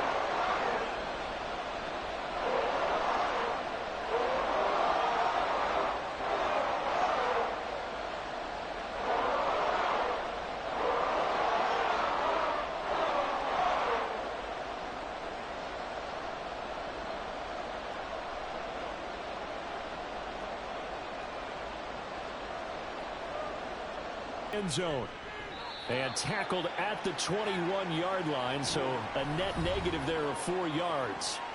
Now Nick Chubb of the Browns gets set for their next possession. He's toppled the century mark already receiving the football, closing in on that on the ground, too. They've really had trouble handling him. I think from what we've seen in this game, his success through the air has started to open things up for him on the ground because now he's loosened up the defense, right? They've got to play just about every snap as if another receiver can get downfield on them, and he's been that receiver. Now they bring him back to the backfield. I think his yardage running the ball will increase as this one goes in. There he goes, right side. Still on his feet. Nick Chubb. And all the way in. Touchdown, Cleveland. Nick Chubb with his 2nd touchdown of the night. And the Browns use the big play to extend their 4th quarter lead. Well, that is certainly a deflator right there defensively. Their guys just came off of a touchdown drive. They're back in the game, and then bam, they give up a touchdown 1 play later. How about that? And the momentum, which seemingly had shifted the other direction, thought we might be seeing a comeback. That momentum right back the other way. Well, that is certainly not complimentary football that we saw right there. The defense is supposed to help their offense, not give up another touchdown. On is Hopkins now for the extra point. And the lead is up to 15 now.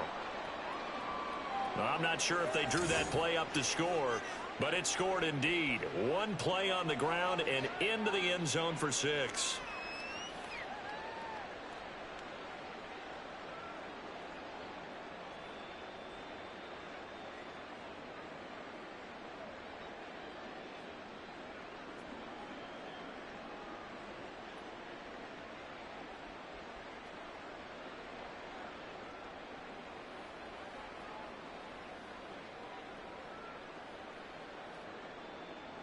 Following the touchdown, Dustin Hopkins will kick it away.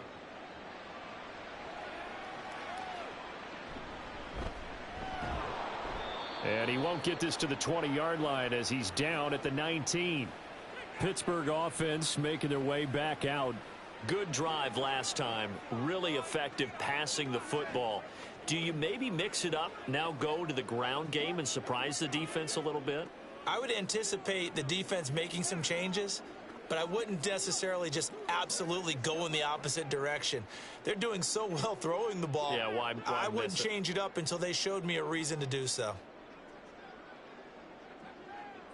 1st and 10, here's Pickett.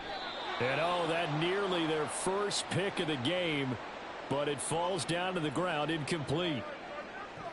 Oh, this defense knows. 4th quarter, they need to make a play. That one was ripe for the taking. Could have changed the complexion of the ball game, but it winds up incomplete. So after the incompletion on 1st, now 2nd and 10. Pickett, he'll look to throw it. He finds Robinson, and he is out of bounds right around the 34. That catch puts him over 70 yards receiving now as he's got a 1st down. 4th quarter, every drive so critical, and you figure may only get one more shot after this, so a touchdown's imperative on this drive. It is, but you also have to think to yourself in play calling, don't hold anything back. Don't save it for the 2nd touchdown. You've got the 1st one for the 2nd one to even matter. From the 34 now, here's 1st and 10.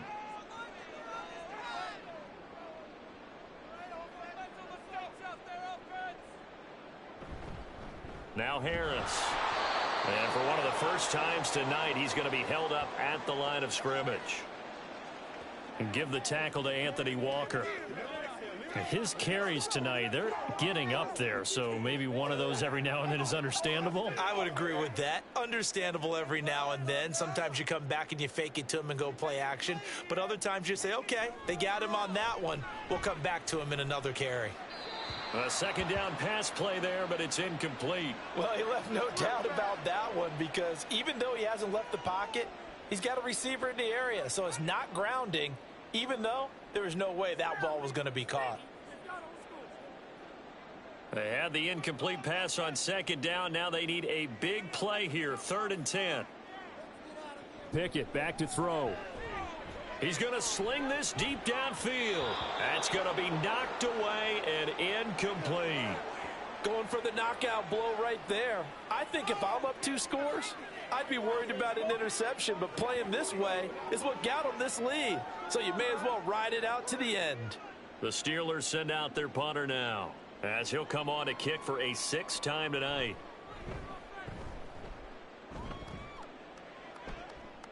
And a fair catch signaled for and taken just outside the 20-yard line. A 41-yard punt there with no return. And the Browns will take over, 1st and 10.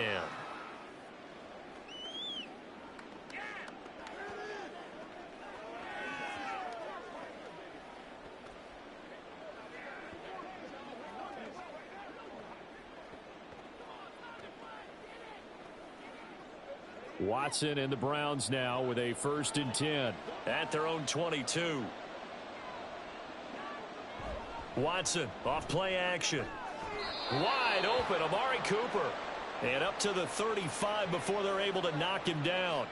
Give him 13 yards on the opening play of the drive and also give him a 1st down. Well, it may seem a little unorthodox to some people. Got the lead, 4th quarter, yet he's still firing away. I think he believes that's the best way to go ahead and win the game. Yeah, a lot of coaches say, let's just run the football, be conservative. He's sticking to his game plan. No, that is his game, and that's what they're going to ride. And he's tackled a yard short of the marker. Good gain of 9 on 1st down. If you can keep getting gains like that, Charles, with the lead here in the 4th quarter, I mean, keep running it, right? No doubt about it, but what the offense coordinator has to do is understand. They're going to continue to stack the line of scrimmage. What runs do you have in your arsenal that'll work against a stacked box and continue to move the ball? 2nd down, here's Chubb again. And he'll get it into enemy territory just across midfield at the 49. 164 yards rushing for him now as his big night continues. No doubt those are the types of carries they're looking for here, Charles. The lead in the 4th quarter. This is when coaches that have a reliable running game, they breathe a little easier on the sideline. Yeah, they love the idea that they can take the air out of the football at this point of the game. That means they're really counting on that offensive line, counting on the runners, taking care of the football. Because you're going to tell your quarterback, hey, no time to be a hero. We're not going to throw it here. Just eat up that clock. And if you have the ball, they can't score. 2nd and 14. Watson. Right back to Njoku. They'll give him 4 yards there, and that brings up 3rd and a full 10 yards. Well, that was an okay hook up there with his tight end, but unfortunately, they didn't get the kind of yards they had hoped for. That's going to bring up 3rd down. Here's 3rd and 10.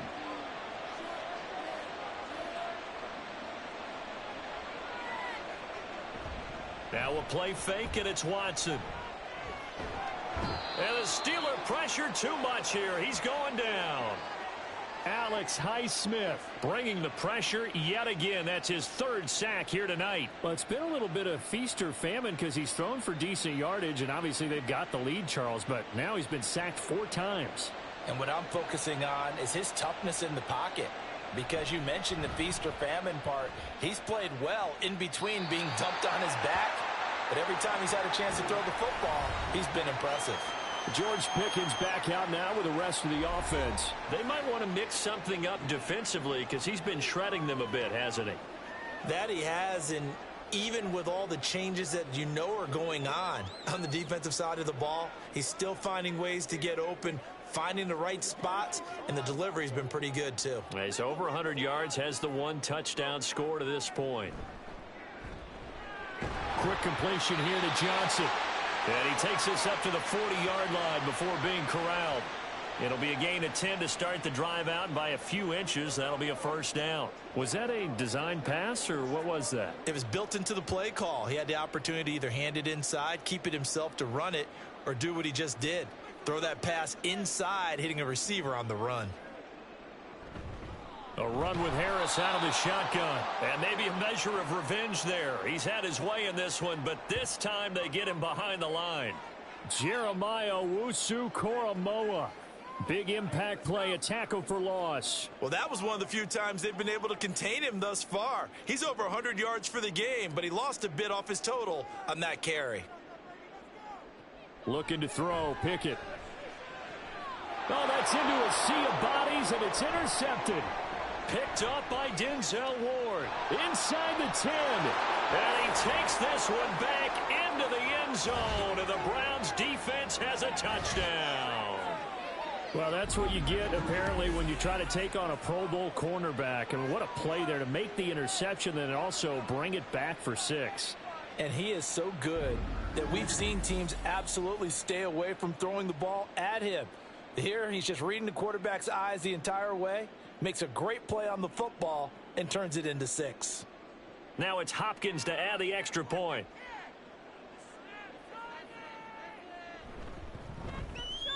And he's been a busy man, 5 for 5 now as he knocks another one through to extend the lead. A heck of a play there defensively, getting the interception, navigating his way into the end zone for the touchdown.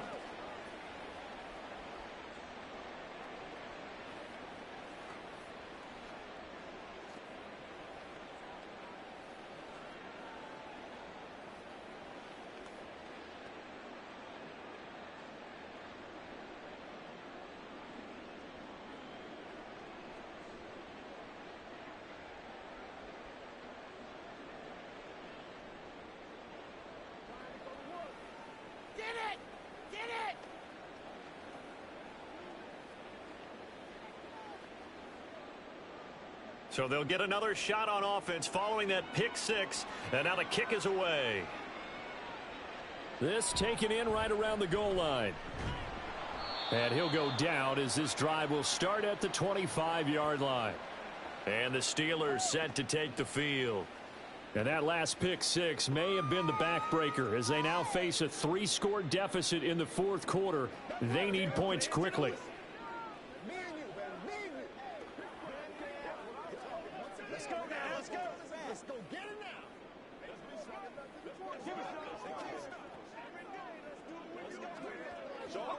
Pickett leads the Steelers up here with a fresh set of downs at their 25-yard line.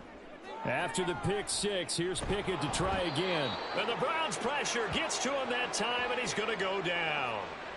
Myles Garrett in there to get him again. That is sack number 6, one off the NFL record of 7. Well, collectively as a defense, Charles, I think if you get 4 sacks a game, you're feeling really good. Now they have 6 as a unit.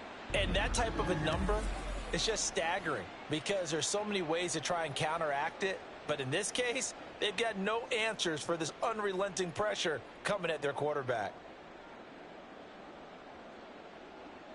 Throwing on 2nd and long. Pickett. And his throw is incomplete. Well, the trials and tribulations of being a quarterback in this league, it's tough. It's got to be wearing on him out there. Well, he has been sacked a number of times. He had an interception, so I'm going to give him a skosh of credit for hanging in there and trying to make something happen, despite the amount of pressure he's been under this entire game.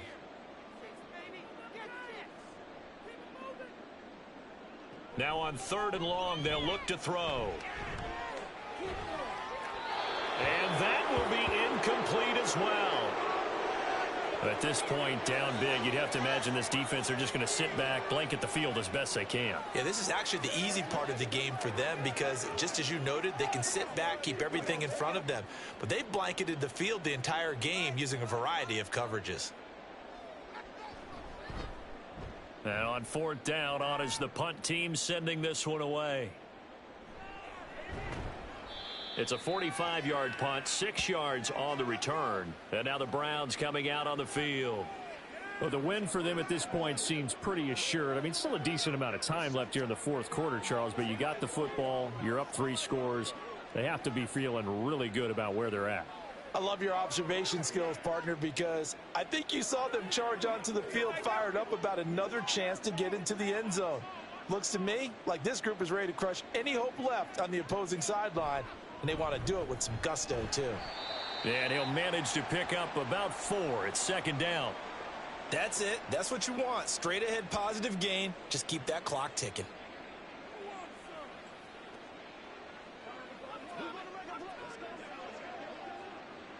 Second and 6.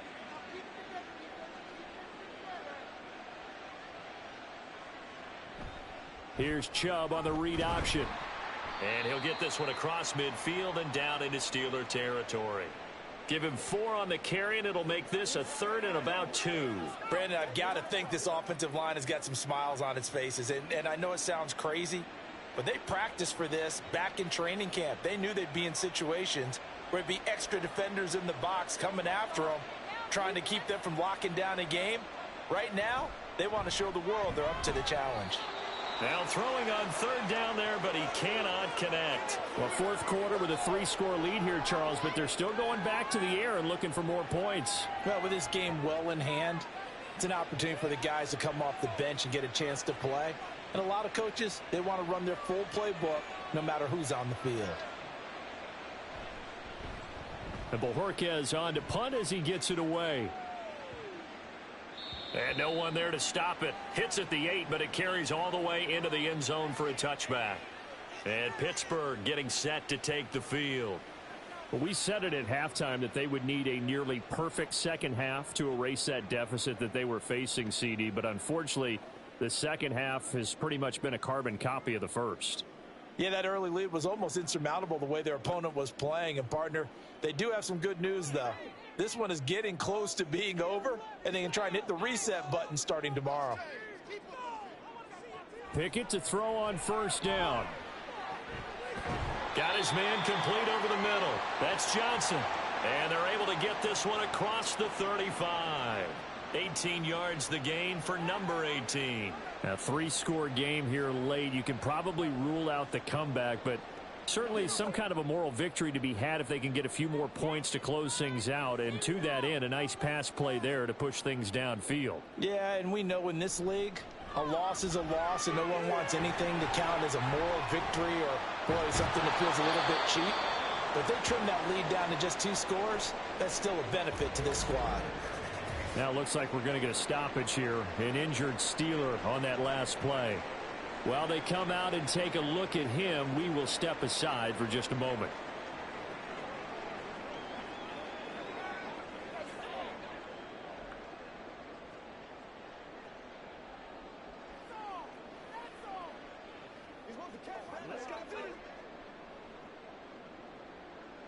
In need of only about the length of the football here on second down. Now Pickett.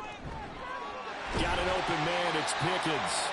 And he'll take it down shy of the 45 at the 46. His big game continues. 10 catches now and another first down.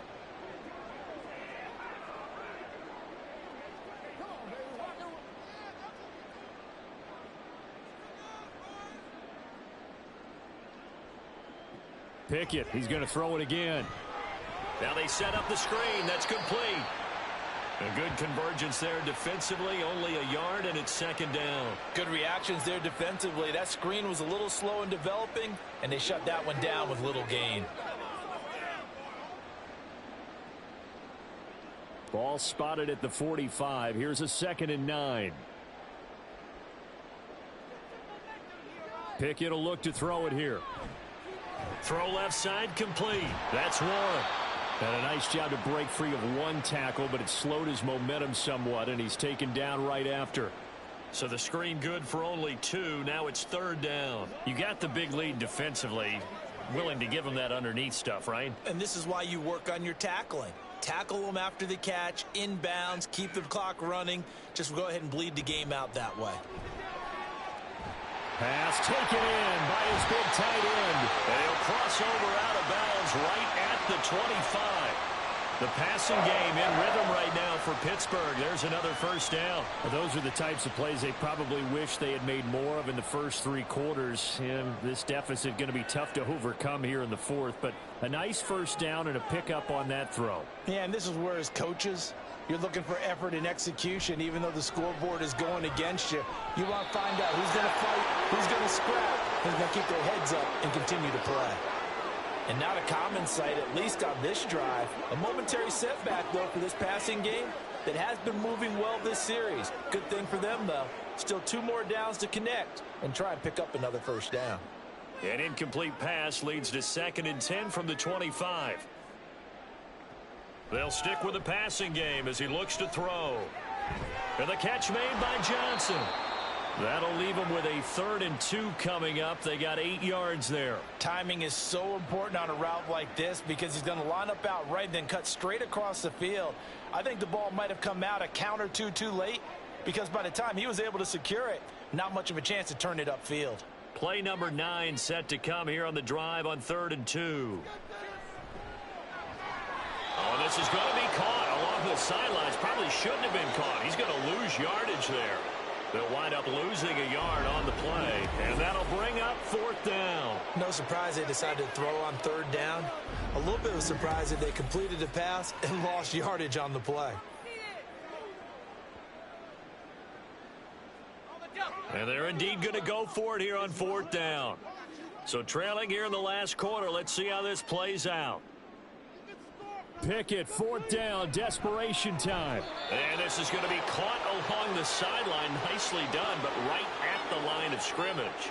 Mike Tomlin takes a shot here, but to no avail. And this 10-play drive winds up yielding nothing. Everyone gears up for 3rd down, talks about the importance of it. But 4th down, that's truly the moment of truth play, isn't it? Everything's dialed up a little bit more. And, it's such a momentum play, isn't it? Absolutely, because it can flip either way depending on who converts on 4th down.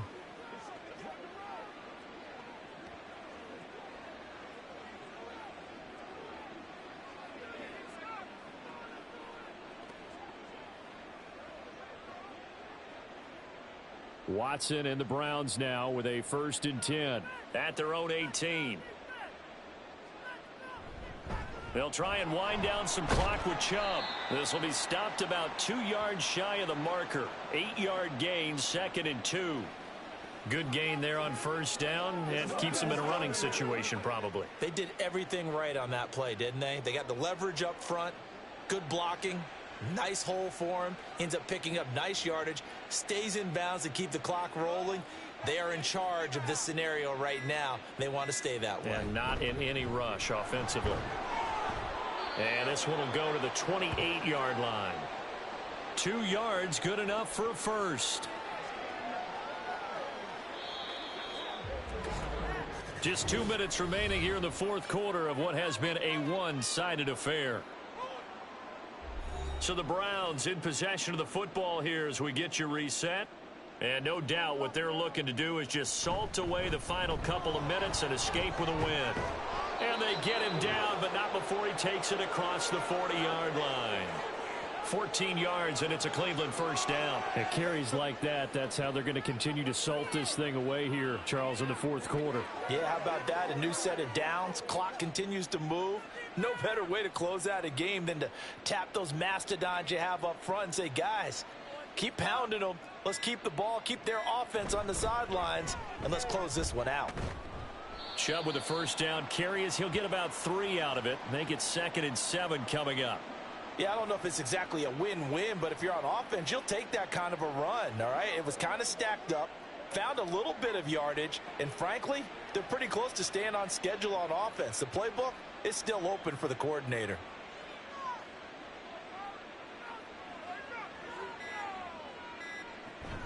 They go with Chubb on 2nd down. And some solid footwork there as he'll take this down to about the 38. A good play there as the Browns strike for 16 and a first down. Well, that's a carry they have to be satisfied with, and throughout this game, they've been satisfied with what he's given them. Whenever they've needed a big run, a first down, he's the guy they've turned to. And it doesn't matter what the defense thinks. They feel like they've got the confidence to keep handing it to him and keep picking up good yardage. Well, partner, under the lights in primetime, this offense, they gave the nation quite a show, putting up that many points to come away with what will certainly be a memorable win for them. And, Brandon, I think it's as simple as this. Some players, some teams, they're just meant for the big stage. And when they get a chance to play in this type of atmosphere, where all eyes are on them and all the lights are shining brightly, they show up and they show out. So that's a wrap for Charles Davis. I'm Brandon Gaudin. And this has been a presentation of the NFL on EA Sports. For more, check us out at easports.com. With that, we say good night from Pittsburgh.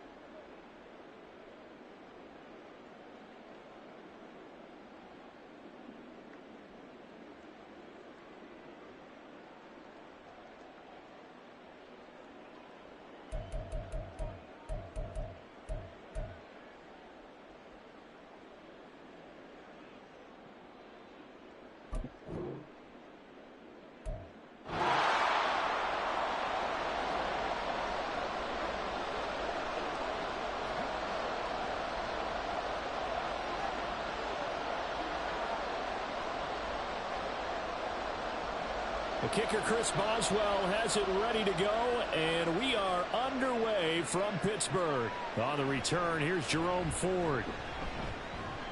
And able to get this across the 20, but not much further as he's dropped at the 23-yard line.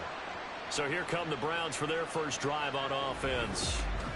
Leading him out is their quarterback, the former 12th overall pick. Some refer to him as the natural Deshaun Watson. And he's exactly the man you want in control of your offense. Excellent arm, good zip on the ball, not afraid to use his legs when he needs to. And what he's excelled at doing is making plays when the first read isn't available or when the pressure's about to get to him.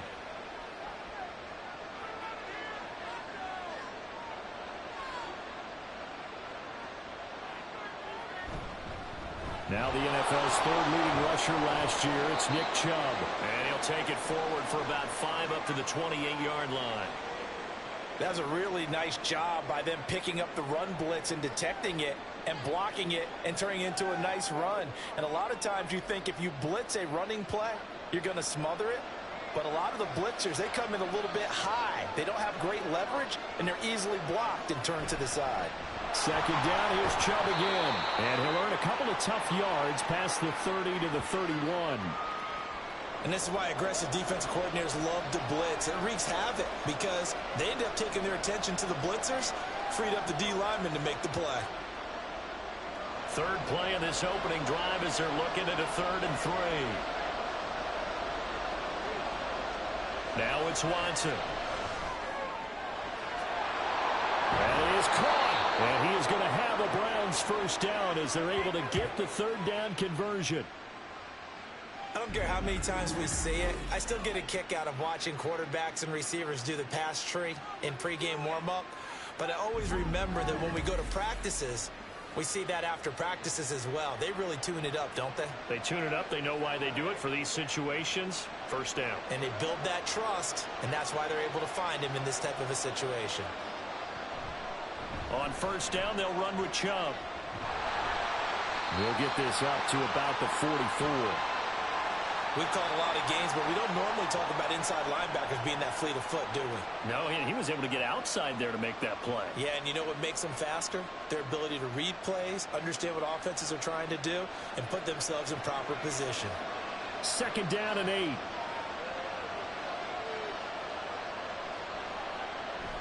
They'll fake the handoff. Now Watson. That's into the hands of Donovan Peoples-Jones.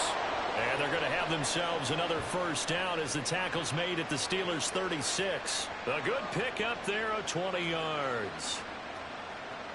Well, that certainly has to feel good. And it's not all the time that the play caller should get all the credit. Sometimes I think in the huddle, the quarterback just says, hey, who's going to make a play for me? I just need something right here. And the end result there, nice first down. Drive keeps moving. Throwing on first down, but this one winds up to be incomplete. Well, that was his first target of the game, and it's going to take at least one more target to get him on the board. Took a nice substantial hit to jar that catch loose from him. Incomplete pass. Here's 2nd and 10. A shotgun snap for Watson. That's complete. It's Elijah Moore. He'll be brought down on the 30-yard line after a gain of 6.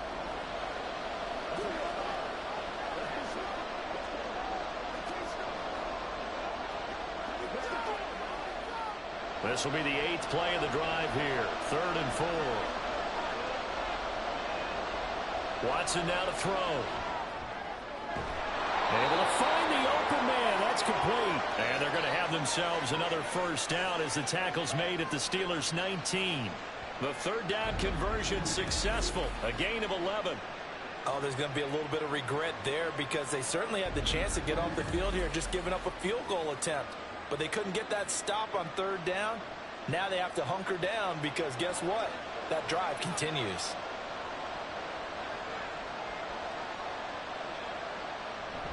They go up the middle with Chubb.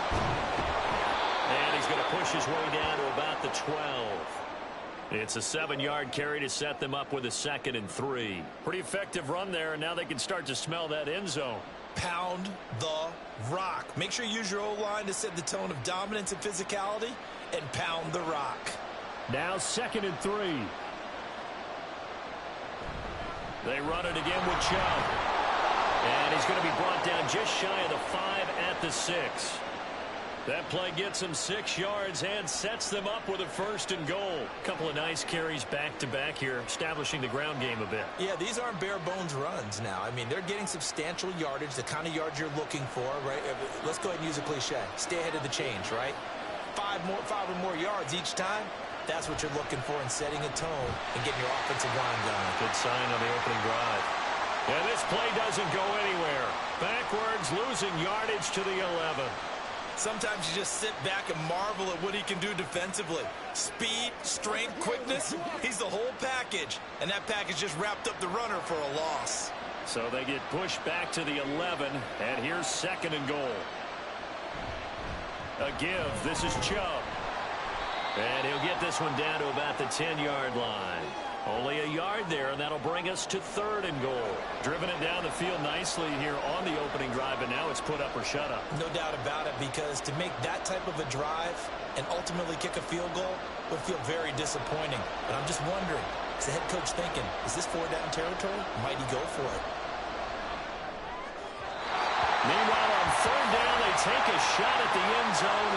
but it's incomplete. Well, so a drive that spans all that time, and yet you may only come away with 3 points here. Well, your defense, all right, they actually like these long drives. They get to rest over on the sidelines for a while. But when you're not finishing with points in terms of touchdowns, that's frustrating. They've got to figure out how to close out these long drives and get 6s instead of 3s. Hopkins' kick is good, and the Browns are out to a 3-0 lead. Well, after marching down the field, only getting 3 there, kind of feels like a win for the defense. And it does. They'll go to the sideline feeling a lot better that they didn't give up a touchdown after the march against them. But if I were the offense, I wouldn't hang my head over that one. That's a good drive, and 3 points were put on the board.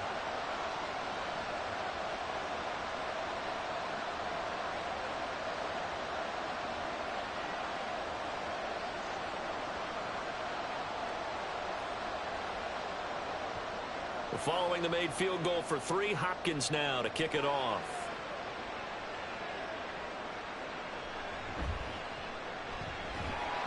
And out a little across the 25 to the 27. So out come the Steelers now for their first drive. And they will be led out by their signal caller in his 2nd year in the NFL now. And when you watch Kenny Pickett play, you see a young man who got better every season in college and really blossomed in his final campaign. Took his game to a new level and made him a first-round pick in the NFL. He's the type of kid who can beat you with his mind, beat you with his arm, and occasionally with his legs. A tough, skilled performer. Kenny Pickett, he's got some moxie to him. Now the 3rd-year man, Najee Harris. And he'll fight forward on the straight-ahead running for just a couple of yards, 2nd down. And the big fella stuffed that one up in a big way. I think doubling him has to be a priority because you can't move up to the next level if you don't take care of him first. Got it here at the 29 on 2nd and 8. Back to throw, Pickett. Man open is Robinson. And he'll be taken down, but not before they work it across midfield. 22 yards there, a 1st down. Their first possession of the game, and they're already going after double coverage. That's a nice completion that can set the tone for things to come if they're able to keep finding ways to beat what the defense is throwing at them. They look like they're confident that they can get it done. Now a 1st down carry for Harris. And he'll take this ahead for about 4. 2nd down coming up. Well, the end of all that hitting and hollering, it was a 4-yard run, so the offense is going to go back to huddle and feel pretty good about themselves. Defensively, you have to feel okay because you didn't let it turn into a bigger run, but the goal, shut it down for 2 yards or less. That's when you start to feel good about yourselves. Here's Pickett. A short one there to Freiermuth. They'll get nothing out of that one, and it's going to lead to a 3rd down. And there's a completion to the tight end. And look at the size of these players nowadays. At that spot, 6'4", 6'5", and up. A lot of guys used to be basketball players, somehow came back to football. And that's really good for the game of football. You're getting better athleticism, great hand-eye coordination, guys who know how to control their bodies when they run their routes.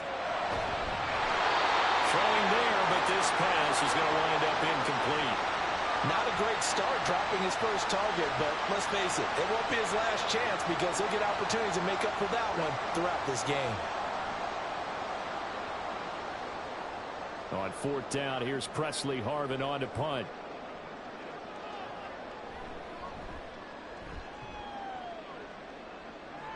And they won't risk defending a return here. That one's out of bounds, and it'll be spotted at the 14-yard line.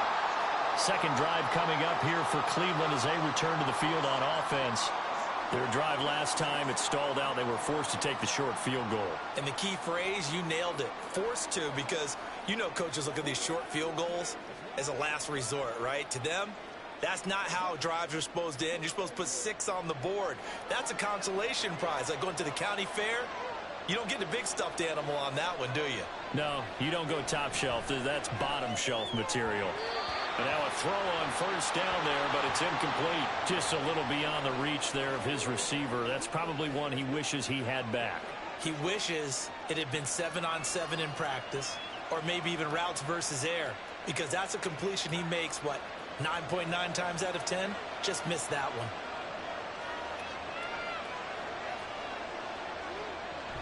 They give the Chubb out of the gun. And good yardage as he gets this one up to about the 23. 9 yards, not quite enough, and they'll be left now with 3rd and 1. And that's the kind of run that gets everyone excited on offense. And, you know, oftentimes the guys who carry the ball are the ones in the huddle doing the chirping. Right now, I think it's the offensive line telling them, run it again. We are right there about to break a big one. Watson to throw on 3rd and 1. He's got his target. That's complete. And he is going to have the Browns first down as they're able to convert, albeit not by much, on 3rd and a yard. They got a completion there. That's clearly an example of one side happy, the other side not very happy. Defense, very, hey, take 1 or 2 yards. We're good with that. Offense, you got to expect to get more on the passing play. Handoff comes to Chubb. And he'll manage to pick up about 4. It's 2nd down.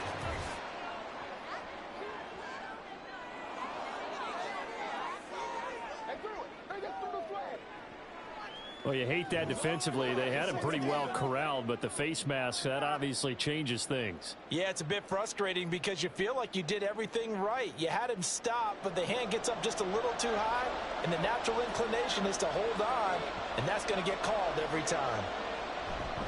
Following the penalty, Chubb. And he'll take this ahead for about 4. 2nd down coming up.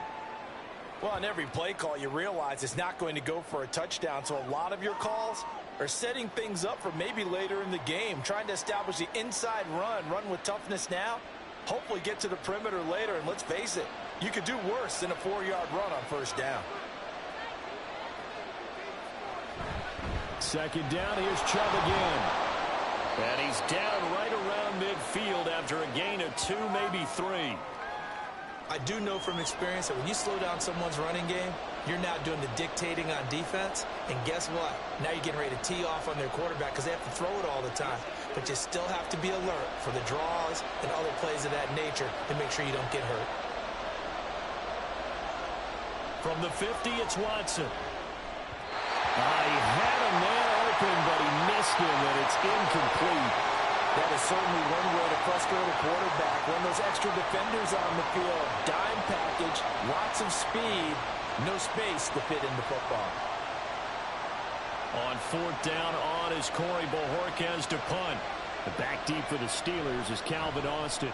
This is away, but boy, headed straight for the sidelines. And they'll play keep away from the returner as this one will be marked out of bounds at the 13-yard line. Pretty good spot. So Pittsburgh retakes the field for their 2nd offensive possession. Over on the sideline, hoping to hit that reset button between possessions. Last time out, they had to punt it away. This time hoping to finish this thing off in the end zone.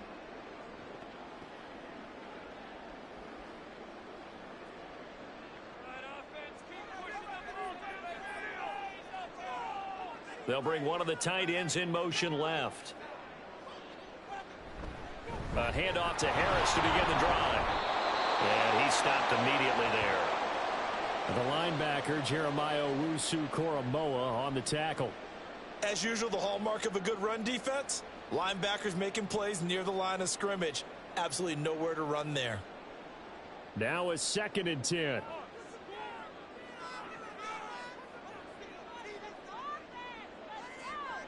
Looking to throw, Pickett. Trying to get it to Robinson, and it's intercepted. Picked up by Denzel Ward. And he's going to return it to the 21-yard line. Well, this had trouble written all over from the start. He's got 2 extra defensive backs in the game he's got to deal with. They're in a dime set. So everywhere he's looking, he's seeing a different color jersey. And sure enough, this one winds up being intercepted. Heading out as the Cleveland offense now as they get set to take over here. And they'll have good field position here following the interception and a chance to build on their lead as they start with a 1st and 10.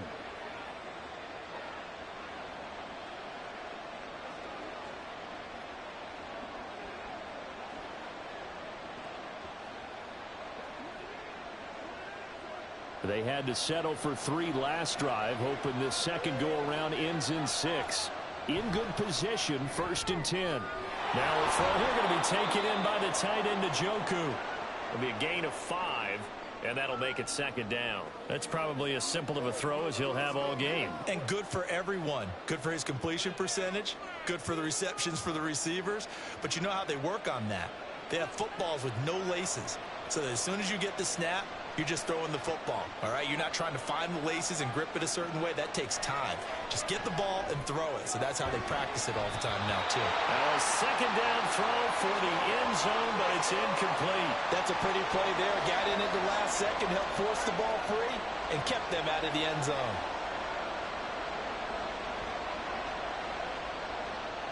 They had great starting position to begin the drive, but now they look up at a 3rd and 5.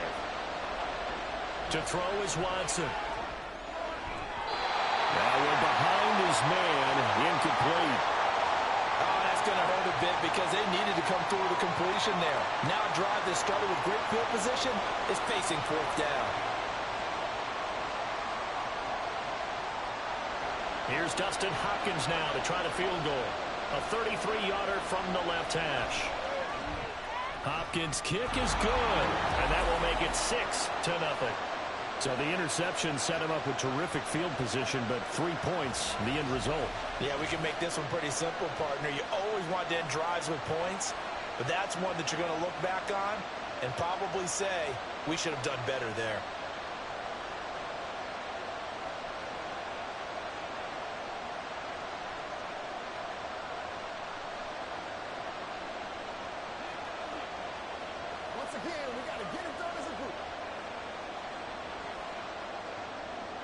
So a couple of field goals now. 6-0 our score as the kicks away. Austin elects to bring this out of the end zone. And no chance to get away as they'll get him down at about the 17-yard line. The Steelers ready to take over on offense. And we'll see if they can bounce back from that last drive, in particular if they can bounce back at the quarterback position, Charles, after throwing their first interception of the ball game. Yeah, and some guys, you know they're going to want to try and get a big play right away and take control back. Others, they're going to look to hit a couple shorter passes and get a little momentum back that way.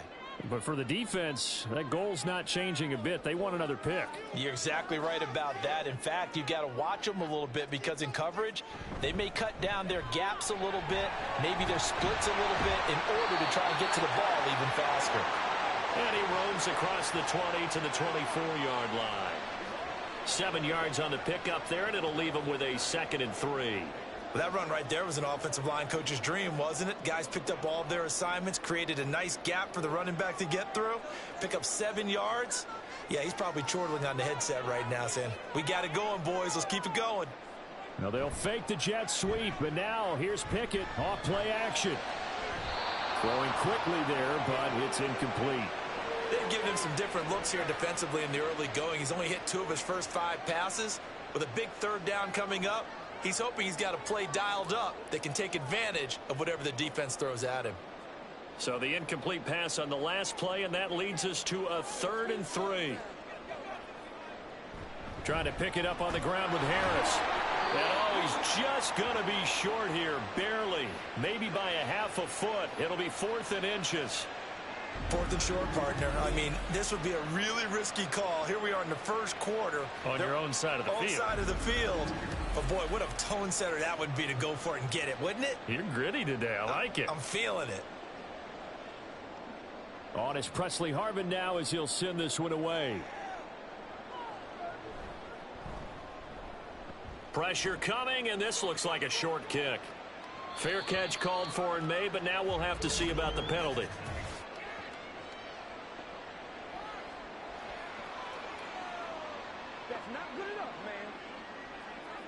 This is one of the dangers of going for the punt block. And you know before you even call going for the block, it's a risk-reward play. So many factors come into it. They went after it, and you know punters, what they do? They leave their leg up in the air an extra count or two, hoping someone comes into contact.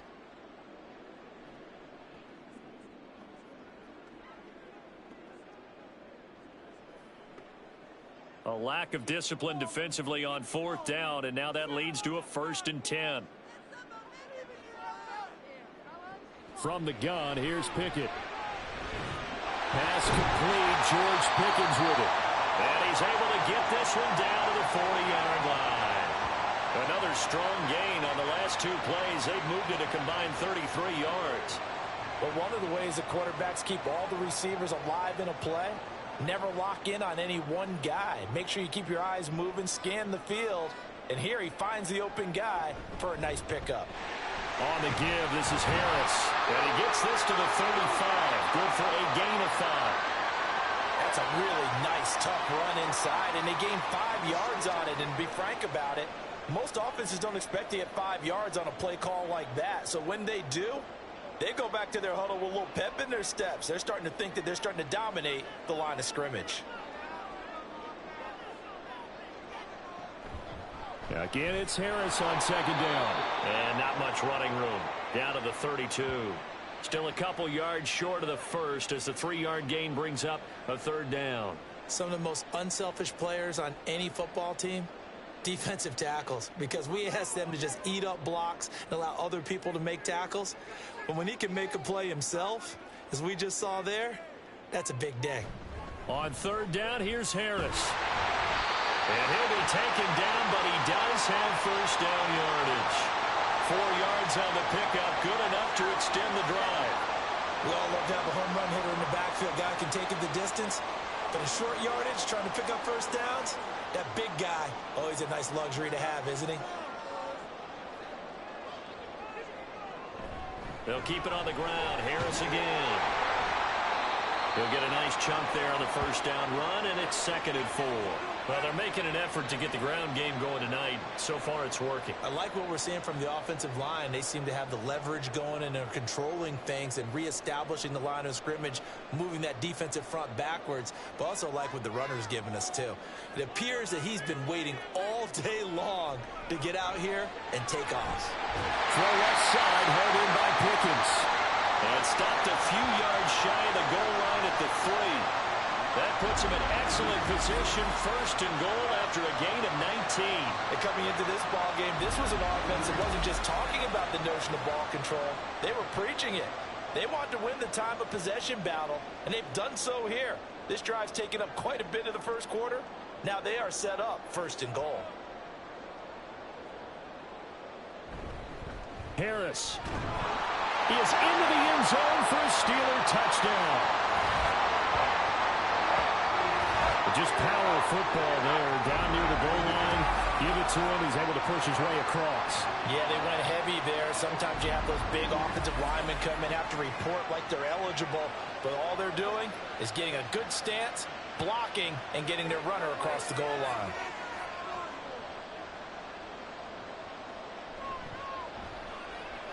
Extra point put through by Boswell.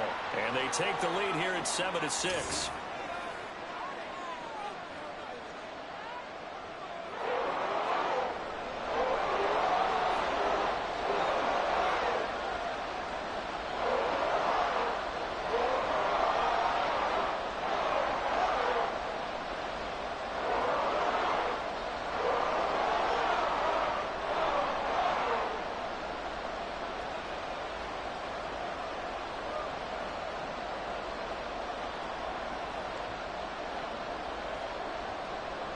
Boswell now to kick it away after the touchdown.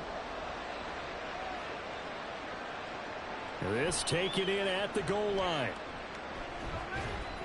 And he takes this near the 25. Just a little pass there. Call it the 26. Cleveland offense making their way out. And after the field goal last time, let's see what they can get here. At least they got points out of the last drive, Charles. I've never met an offensive coach that didn't want to drive to end with a kick. Most of them wanted to end with a PAT, right? In this case, a field goal, they'll take it. Way better than the alternative, which is a punt. Yeah, but you met fan bases that wanted that, that weren't happy with that field goal.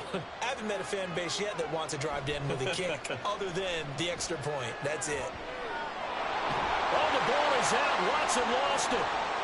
And it's picked up by the Steelers. And his guys will take over at the 30-yard line. And that play just looked a little helter-skelter from the start. That's the risk as a quarterback. Once you take off with that football, you might fumble it, and he did. And he was going for the reward, which is gaining yardage, breaking down a defense. But you're right about the risk. Always lurking out there, someone always trying to get to the football. Try to find a place to cover up and slide and protect what you've earned.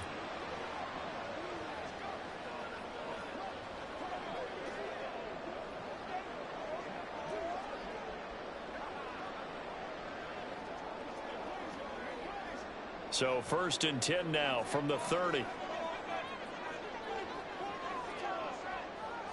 Following the fumble recovery, Pickett. And that is incomplete, but a penalty flag is down. This could possibly be a push-off.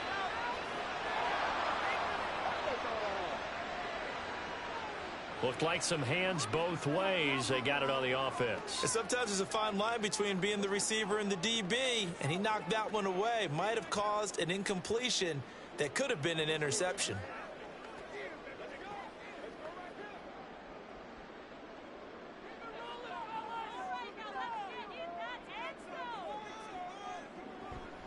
Harris running straight ahead. Flashed the stick skills, but didn't get a ton from it. Stopped short of the 35. Myles Garrett, the all-pro defensive end, there on the stop. Not a run that you're going to write home about, but still a good first down run. That's what an offense calls staying on schedule. 3 to 4 yards on first down, you're set up very well for the rest of the drive. Here's Pickett on 2nd down. And this one too low. The turnover put them in great field position. They don't want to squander it with 3rd down coming up. No, not at all. And you know what else you do? You make your defense mad. Yeah. They got you the football, gave you a great opportunity. You got to cash in and get some points. An incomplete pass on that last play, and that means they'll need to come up with something here on 3rd down. Pickett back to throw. Setting up the screen, Harris. And he gets it down to the 32. 3 yards, all they could muster there, and it'll bring up 4th down. Boy, that was certainly well-read defensively. And the key to any screenplay is space to work. And there was none to be found there. And they tackle him for just a short gain. So Pickett is off to the sideline, and Chris Boswell is on for the Steeler field goal try. This is a 49-yard attempt, right hash. Boswell's kick is good. And they bump the lead up to 4 now at 10-6. So the defense are able to force their first turnover of the game, and then they add on to that by getting the field goal. And you don't just want to take the ball away from your opponent, partner. You want to make them hurt as well. And if you don't score yourself on defense, turn it over to your offense and have them put points on the board.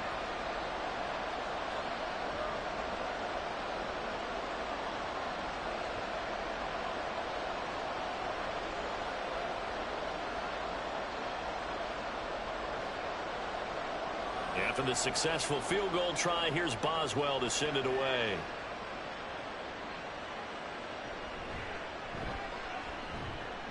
And makes it across the 20 as his guys will set up shop at the 23-yard line.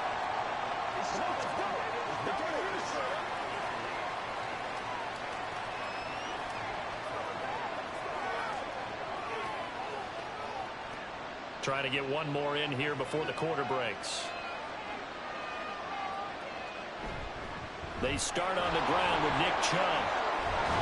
And he's going to be brought down on what will be the final play of this first quarter. 10-6 the score after one right here on EA Sports. The start of the second quarter, and it's the Browns in control of the football as they've got it with a 1st and 10.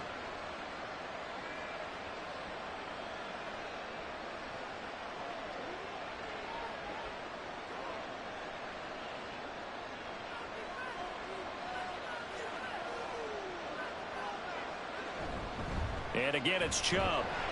And nothing much materializing there on the first down run. He'll get a couple, and that's it. It went right back to him, but he pretty much had nowhere to go on that play. Now, the previous carry looked pretty good. That one, maybe he was a little tired. I don't know. Yeah, maybe he should have tapped out and had a second back come in and maybe make that run. Who knows?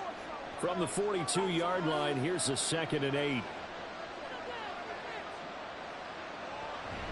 And Chubb will try the middle here. And running room scarce here. He's going to be stopped in his tracks at the line of scrimmage. Officially no gain on the play, and they're left with a 3rd and 8. He can rack up those tackles in bunches in the run game from that middle linebacker spot. And what he has to do is make sure he congratulates the guys in front and tells them thanks a lot, because as the guy in the middle, the Mike linebacker, you're counting on your front three, your front. And he can't find a receiver, and he's brought down. Multiple players combined for their team's first sack of the game. He's certainly one of those quarterbacks that can burn you with his mobility, but that time able to hem him in and get him to the ground. Perfect descriptor right there about how they kept him in the pocket. Excellent job of containment, but they were still able to continue to bring such strong pressure without letting him escape. But how about those guys in the secondary as well? Kept the coverage tight, plastered to the receivers, and left no real options for him to throw it downfield. A 40-yard punt, no return. And the Steelers will go on offense here, 1st and 10.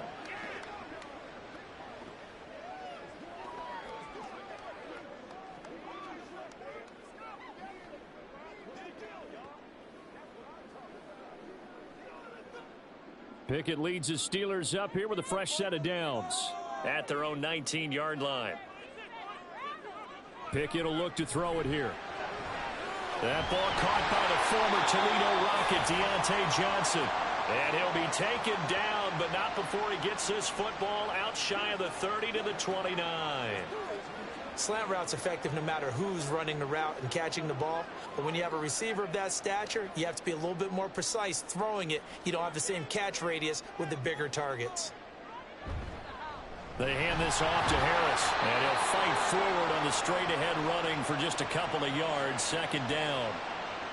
You've got to be impressed by that defensive front on reps like those. They were not being moved off the line, kept their shoulders square, and gave their teammates time to fight to the ball and limit that gain.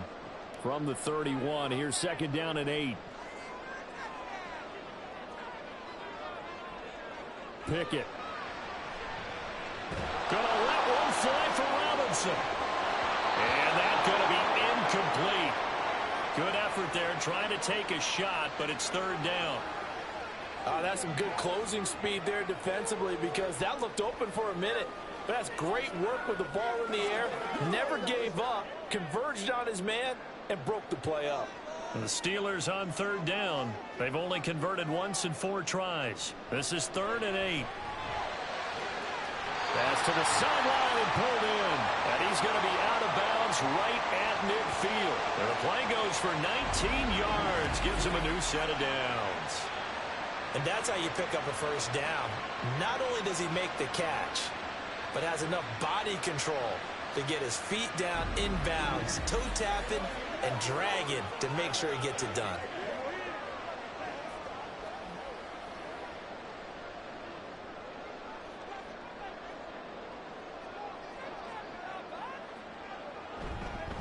They'll run. Here's Harris. Just a yard on the pickup there, and it'll bring up a 2nd and 9. Well, sometimes you just have to give credit to the defense.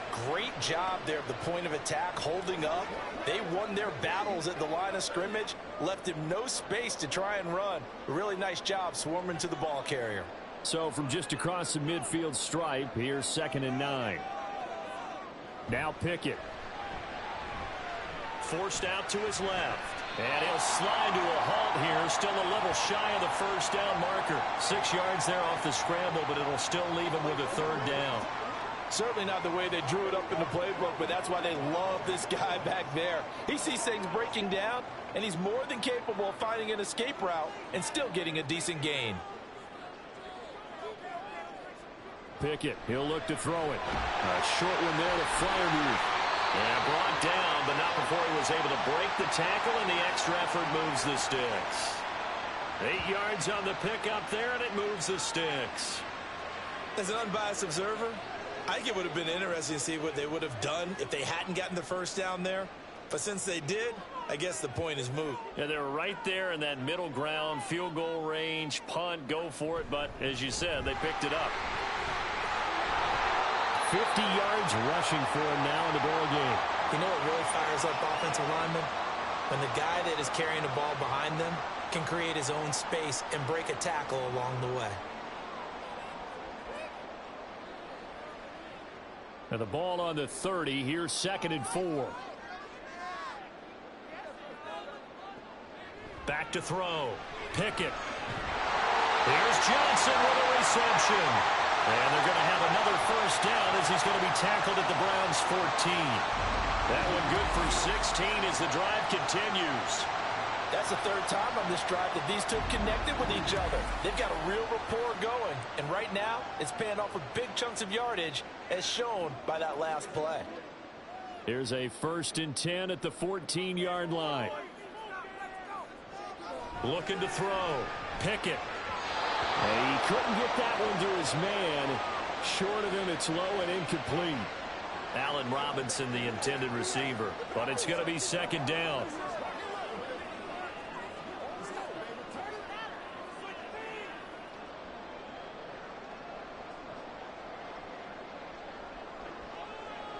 To throw again. Pickett. Back in the end zone. Could he get his feet down? No, it's incomplete. This drive, which was going so smoothly, all of a sudden it's a little bit of a roadblock here with 2 straight incompletions. Yeah, apparently this defense has had enough. Apparently they're saying no more. We're making a stand right here, right now. But it is 3rd and 10. They've got to get after him one more time. Throwing on 3rd down. Here's Pickett. And he'll go down. Brought down at the 20-yard line. It was Myles Garrett that time who got in there and brought him down. A 3rd and long. You knew that he was going to throw it. He just couldn't find anybody to throw it to. Yeah, and it shouldn't have been a surprise, but that was perfect execution of their nickel defense. That 5th defensive back, the extra defender, he really tightened up things downfield in coverage, and they were able to get to him in the pocket. Boswell's kick is good. And that'll open the lead up to a touchdown now at 13-6. So no problems at all on that one. And you know, virtually no win. This is a kicker's dream here tonight. It absolutely is, isn't it? So to me, with no wind, it should be a passer's dream as well, right? But in this case, the defense held out. They had to force the field goal.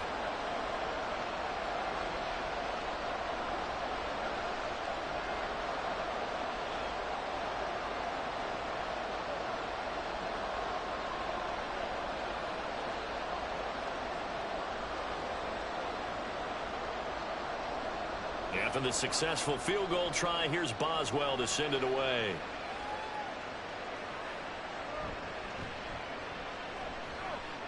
And he will make it to the 20-yard line and no further. The Browns set and ready to go on offense. A touchdown would tie it. They trail 13-6 as they come up with a 1st and 10.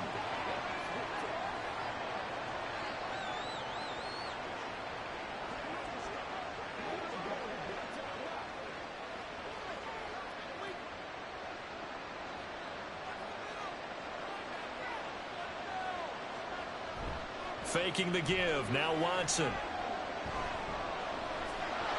he slides and covers up at the end as he's going to be able to pick up decent yardage. Nice work to get 7 out of that, and it's 2nd down. You know what I like about that play?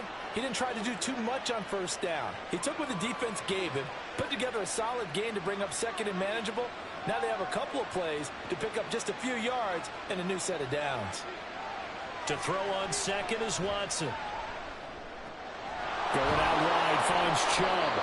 And he's able to get out to the 32, brought down there. A gain of 5, good enough for the 1st down.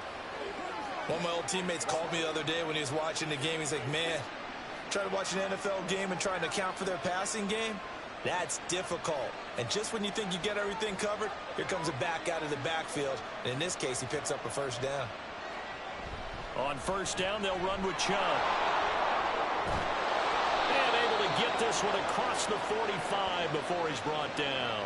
65 yards for him on the ground so far tonight as he has been terrific in this 1st half. Well, as we've learned over the years, just because a guy plays left tackle doesn't mean he doesn't have run blocking abilities, and we just saw it there. Controlled the line of scrimmage, created a big gain. That's kind of a bonus. He's there to protect that high value that you have back under center, but he creates space in the run game. Yeah, not only can he dance, he can mash too.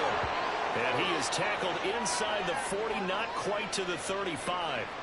Another big hitter there. This one good for 18. Well, coaches always talk about finding balance on offense. I don't think you can get much more balance than this. Big-time run, big-time pass. A 1-2 combination. Looked pretty good. How about that? Let's see if they can continue to take that kind of a punch, though. Now a 1st down throw, Watson. And he's got the hook up to Moore. This will be a gain of about 8 to the 27-yard line.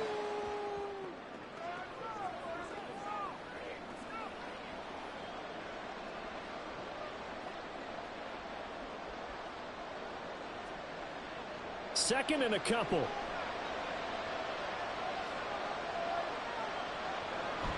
Now they return to the ground game. Chubb. And only a yard this time as he's taken down right around the 26.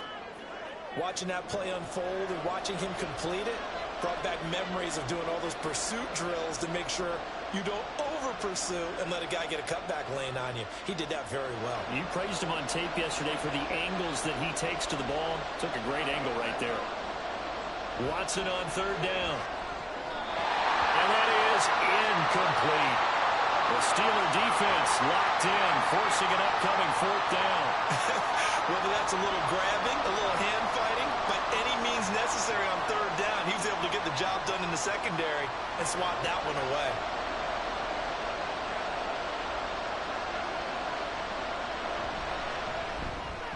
Hopkins' kick is good, and that'll bring him back within 4. So they're able to end that drive with 3 points in this one-possession ball game. And ideally, you want to end every drive with points. Most quarterbacks would tell you, let's end it with a kick, right? A PAT, that's number 1. Field goal you'll take. Punts, you really don't want to do that. In this case, they'll take the field goal and get prepared for the rest of the game.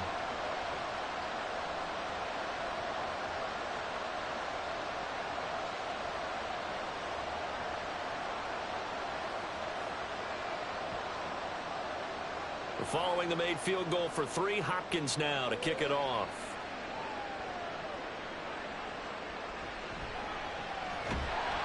And he'll get it up just past the 20 as his guys will go to work at the 21-yard line.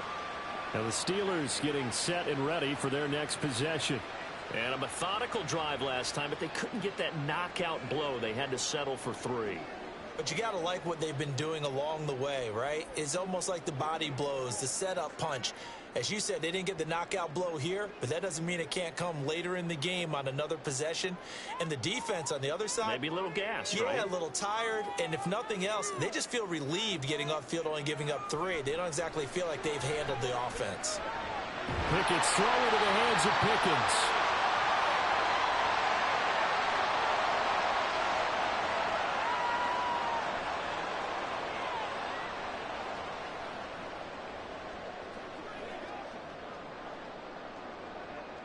Now 2nd and 5.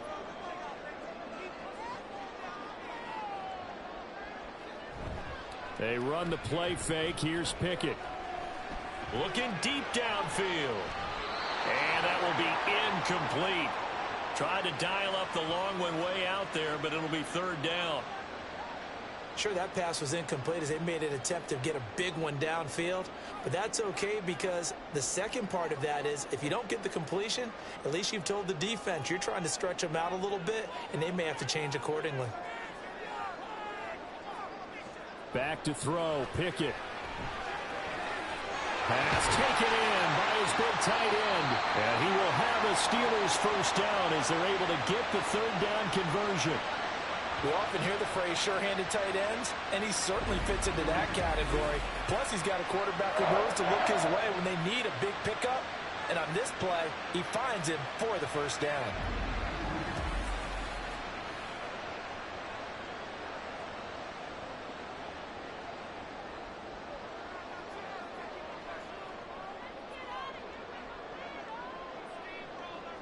On 1st and 10, it's Pickett.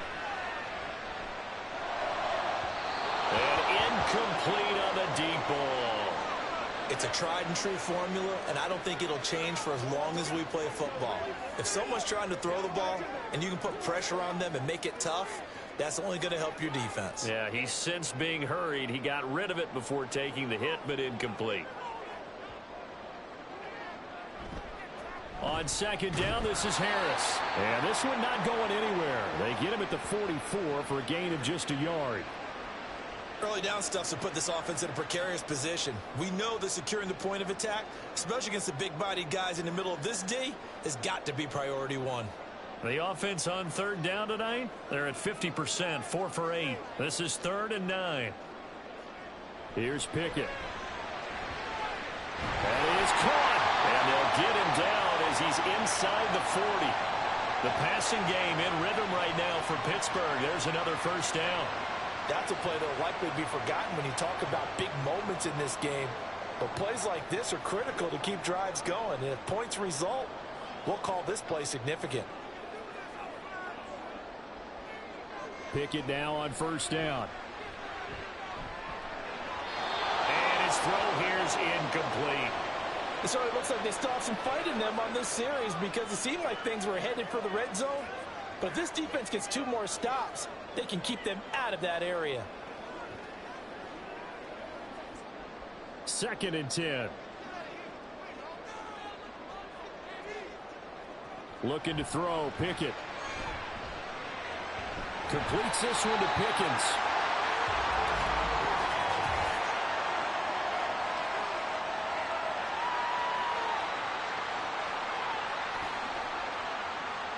So give him the yardage on the completion and also tack on 15 more. If you get that hand up there, you've got to let go immediately or just not close the hand at all. He didn't, gave it a tug, and that was easy for the officials to see. To the air on first down with Pickett. This will be caught at the 2. And the Steelers are going to be set up with a 1st and goal on a pass play that moves them all the way down to the 1. I think he has to be saying to himself, how did that not wind up a touchdown? Remember, he just did the tip of the ball across the plane. It's not going to get there, but they're going to be set up in great shape with 1st and goal.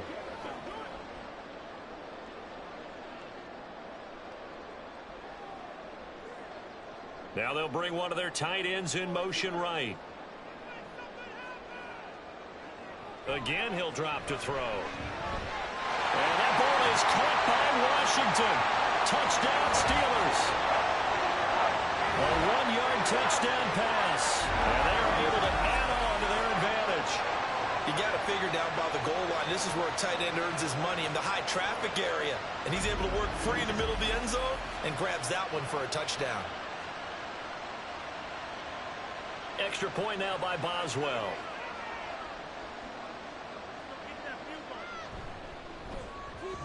And that one pushes the lead up to 11.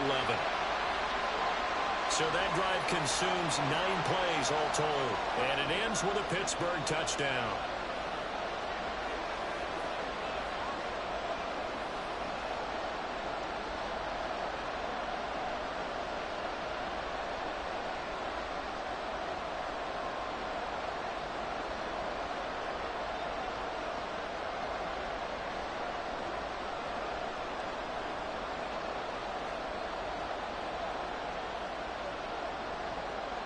Boswell now to kick it away after the touchdown.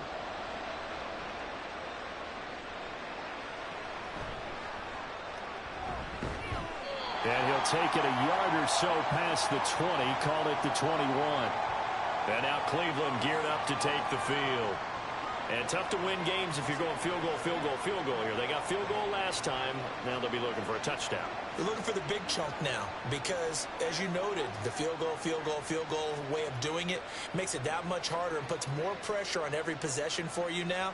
Go ahead and get 6 and feel a lot more comfortable about the position they're in. Bigger chunks. We'll see if they can get the score. They begin this drive with Chubb.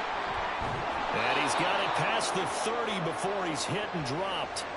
78 yards rushing now for Chubb and a first down as well. That was good, tough running right up the middle. And if the defense can't penetrate and make him slow his pace or change direction, that's often the end result. So they'll come up 1st and 10 now from the 33. Here's Watson. And that's going to be caught by Peoples-Jones. In today's football, where receivers break tackles, make people miss, get upfield for the extra yardage, when you see a play like that where it's caught and he's dropped on the spot, that's a big-time play by the defense. Options galore here, 2nd and a few inches. More the motion man right. They go with Chubb on 2nd down. And he'll get up near the 45. They'll spot it at the 44. Only a gain of a yard, but that's all they needed. I know what you're thinking out there. I know a lot of you are thinking, take a shot downfield. It's a great spot for it. I'd say maybe later in the game, definitely in the second half. But right now, I think they were just trying to get some momentum built. Get a first down, pick it up, and keep moving. Watson on first down. Wide open, Amari Cooper. And they'll work this down to the 40-yard line, tackled there. A good play there as the Browns strike for 16 and a first down.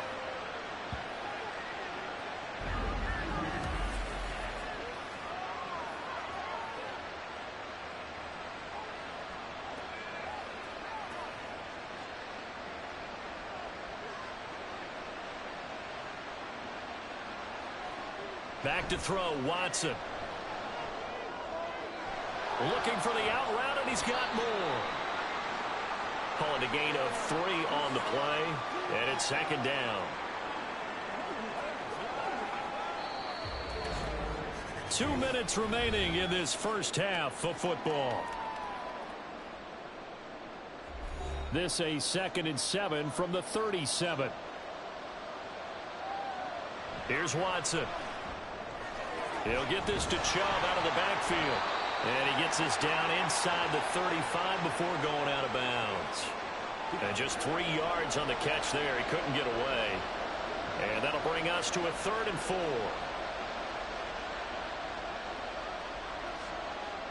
In search of 4 yards here to pick up the first down.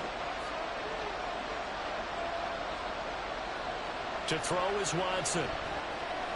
Work in the middle of the field, and he's got a man complete. And he is going to have a Browns first down by about a yard. It's a gain of 5 on 3rd and 4. That's not the first time they've looked his way when they've needed a big play. He's been the go-to guy all game long. And they get the hook up again on 3rd down to keep this drive alive. Watson looks to throw again. They set up the screen to Chubb. And he's able to get it to the edge of the red zone at the 20-yard line.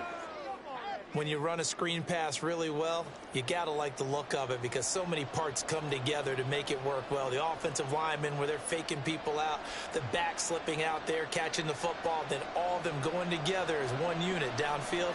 A really nice pickup. Watson now to throw. And it's going to be caught for a Browns touchdown. Donovan Peoples-Jones. A 20-yard touchdown. And the Browns get a late score here in the final minute of the first half. I think everyone in the league talks about finishing, don't they? Doesn't matter whether it's a quarter, a half, a game, a series, whatever. But they're finishing the first half in fine style, putting that one in the end zone. They did, and they didn't leave much time on the clock either. Well done. Extra point good by Hopkins. And the lead is down to 4. So that drive, 80 yards, 9 plays. And it's capped off by the Browns touchdown.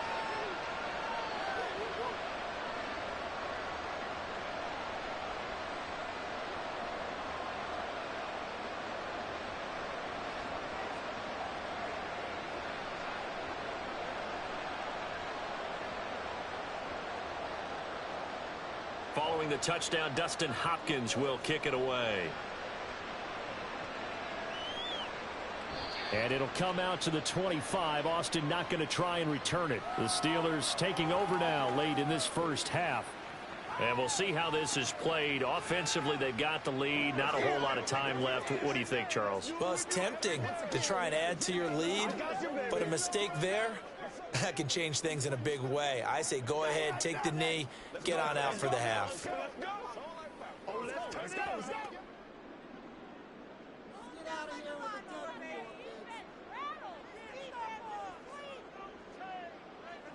First and 10, here's Pickett. Setting up the screen, Harris. And he's going to be dropped following a pickup of 7 past the 30 to the 32. Now the Steelers use the first of their 3 timeouts as they stop it here with just under 40 ticks to go in this first half.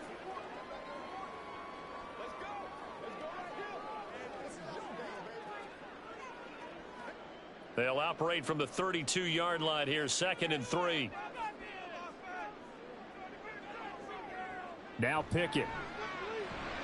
It's Najee Harris now on back-to-back plays with a catch.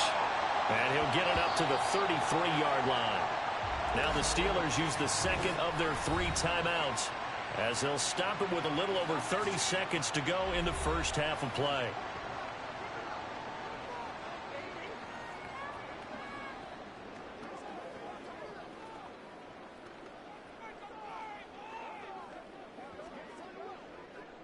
They need 2. Here's 3rd down. Working out of the gun, it's Pickett. Here's one deep for Pickens. And that's caught inside the 35.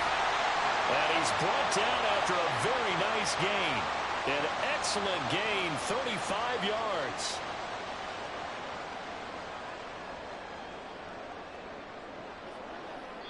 Now here's a timeout as they're going to get it with 8 seconds remaining here in the first half.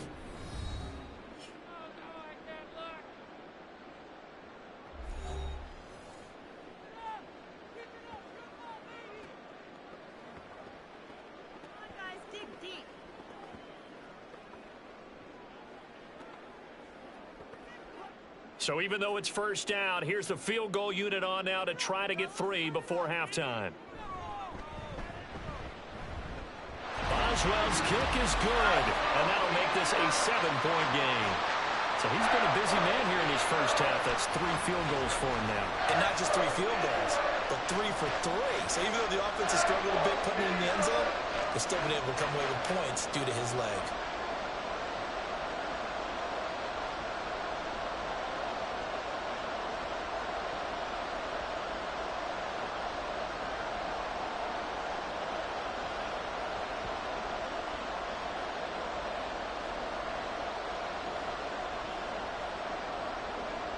So time enough for a kickoff here. 5 seconds remaining in this first half.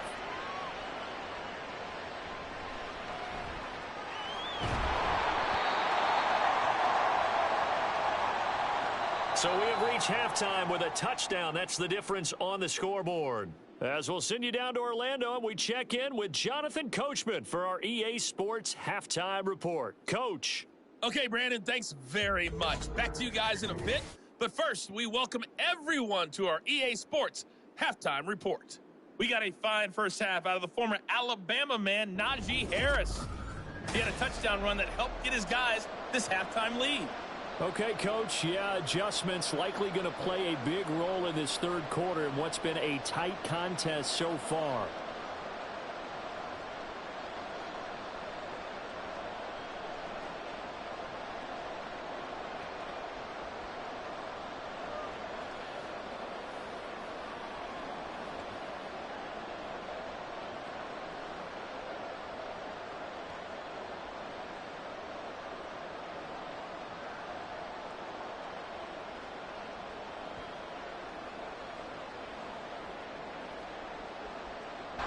And he brings us out past the 20 to the 24. Well, the Steeler offense ready to get going to begin this third quarter. They have played so strongly. You look at the scoreboard, you probably, with the way they played, you would think the margin would be a lot bigger, right? You would. And in your experience, how many times have we run into coaches where they've talked about, hey, we just want to put it in the hands of our defense and have them win the game? In this case, yeah, not the case. Not at all. You want to put it in the hands of your offense, but you always feel better about saying defense because you think defense is a constant and offense kind of comes and goes. Today, this game, no, they need their offense to stay on a really hot level. They've been hot so far. Now they fake the jet sweep there and a run instead with Harris.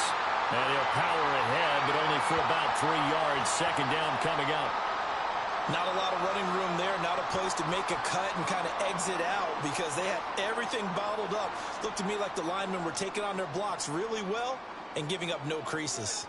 And they'll come up on a 2nd and 7 from the 27. Pickett back to throw. He's got this to Pickens. And he's going to be out up around the 45-yard line. That, I believe, will put him over 100 yards receiving for the game. Yes, it will. And he's got a first down to boot.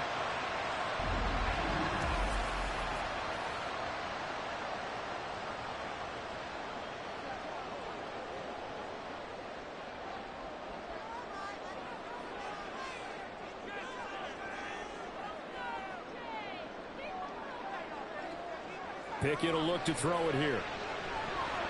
Over the middle, and it's incomplete. Whenever I see a drop like that, I have to kind of take a step back and check myself a little bit. So used to seeing those big guys make big-time spectacular plays that when they drop one, I have to remind myself, we ask a lot out of these guys. Block and catch the football, not easily done in today's NFL. A run with Harris out of the shotgun. And he'll be brought down at the 50 after a gain of about 5. I think we can safely say that those types of plays are the backbone of this offense. We know not every run's going to be a big hitter, but you know they'll take that type of result on each and every attempt. They'll come up facing 3rd and 5.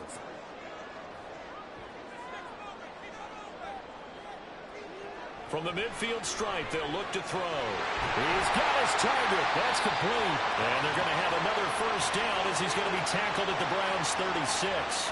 13 yards as the quick slant keeps the drive moving. And Brandon, from our time in college football, where receivers weren't running the traditional NFL route tree, one thing they did learn, find open areas, find soft spots, and set up and catch the ball. And I think we just saw that there. Yeah, we saw that indeed, picking up the first. Pickett in trouble, and down he goes. Myles Garrett, his 2nd sack of the night. And that's his 2nd sack in this one. And you just can't ask a defensive end or an edge rusher to play any better than what we're seeing right now. And, partner, it's still just the 3rd quarter. I'm thinking he's not done yet. Even if he's not getting a sack, he's bringing a lot of pressure to the pocket.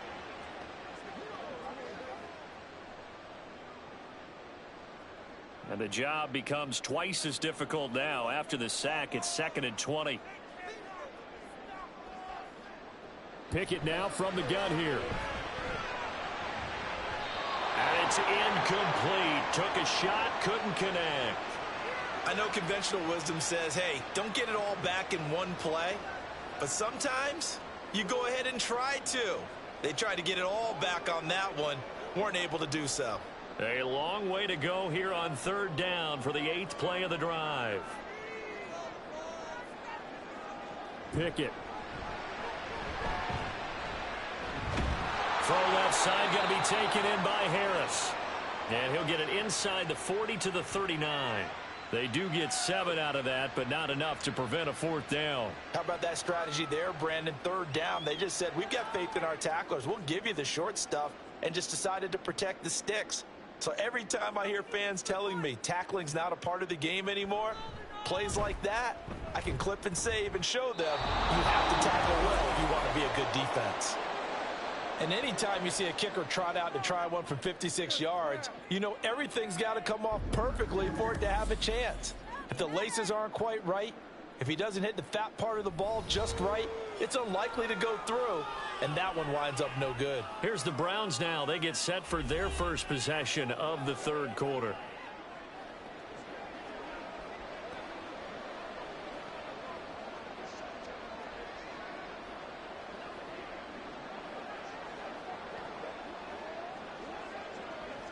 So the missed 56-yarder, and now the flip side. Good starting field position at the 46 near midfield. Chubb on the counter.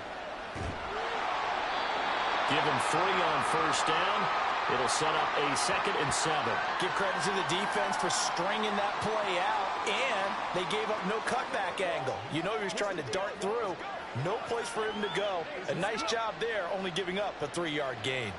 And they'll come up 2nd and 7.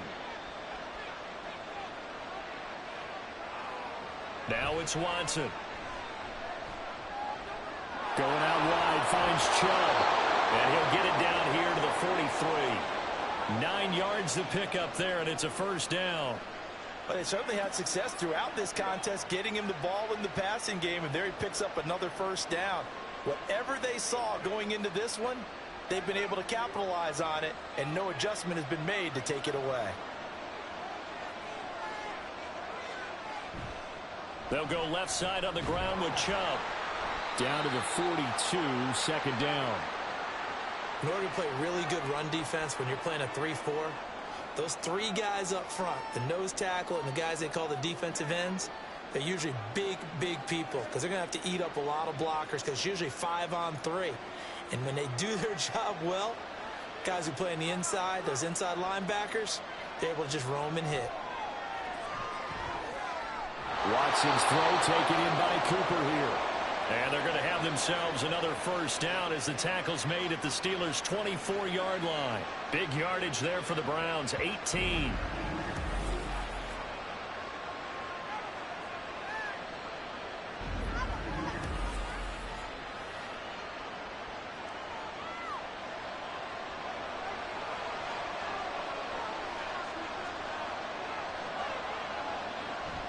From the gun, it's a give to Chubb. And they'll get him down after a pickup of 8, 2nd and 2.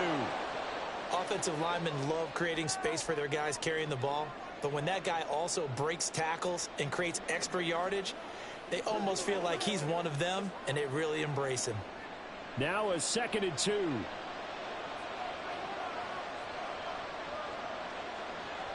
Here's Chubb on the read option. And he was able to shed one tackle but could not get away from there. Just a couple on the pickup there, and now it's 3rd down. Pretty good job defensively. Thought he was going to get it, but they knew where that marker was, and they stopped him just short of it. What it does is emphasize that strategic football and situational football is not just played on the offensive side, is it?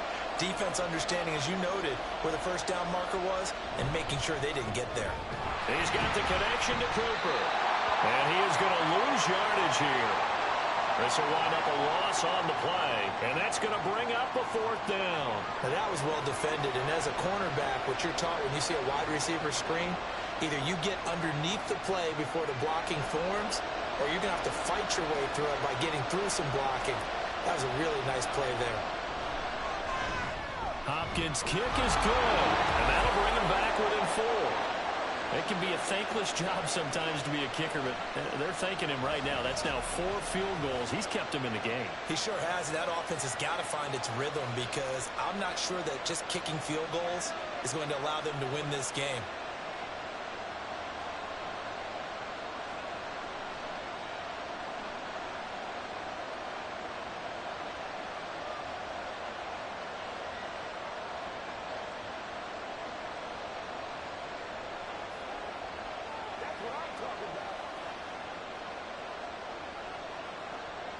Right where he would have been if he had simply gone down to a knee at the 25. But George Pickens and the Steelers headed back out for another series. He's been a load for them to handle defensively, I know that much. Well, look at him. He's got 7 catches on the game, and he's starting to shred them a little bit because not only is he catching them, he's picking up good yardage, keeping the chains moving, ball control, you name it. This big guy, what did you say? He's been a load for them to handle? That's right. Agreed. 7 catches, as you said, over 100 yards. They'll start on the ground with Harris, and he can only manage to get a couple. 2nd and 8 coming up. Well, any lane that might have been open there was closed pretty quickly, and that was because the defensive front, they won that battle at the point of attack at the line of scrimmage. They used great leverage, held their spot, and stacked him up.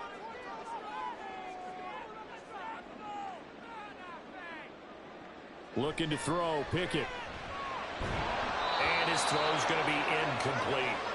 In the early days of the NFL, you could easily blame these drops on maybe some uneven or uncertain lighting in a stadium. Not anymore. The lights are pretty good. Yeah, they're great here at night, but his 2nd drop, indeed, not a good look. So the failure to connect on 2nd down, that leaves him staring up here at a 3rd and 8.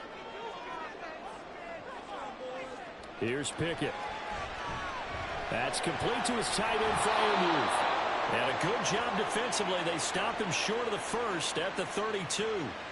It'll go as a gain of 4. And that's going to make it 4th down. Excellent job there defensively. Gave up the underneath to the tight end on 3rd down, and they made sure that they did their job. Got him on the ground and prevented him picking up a 1st down.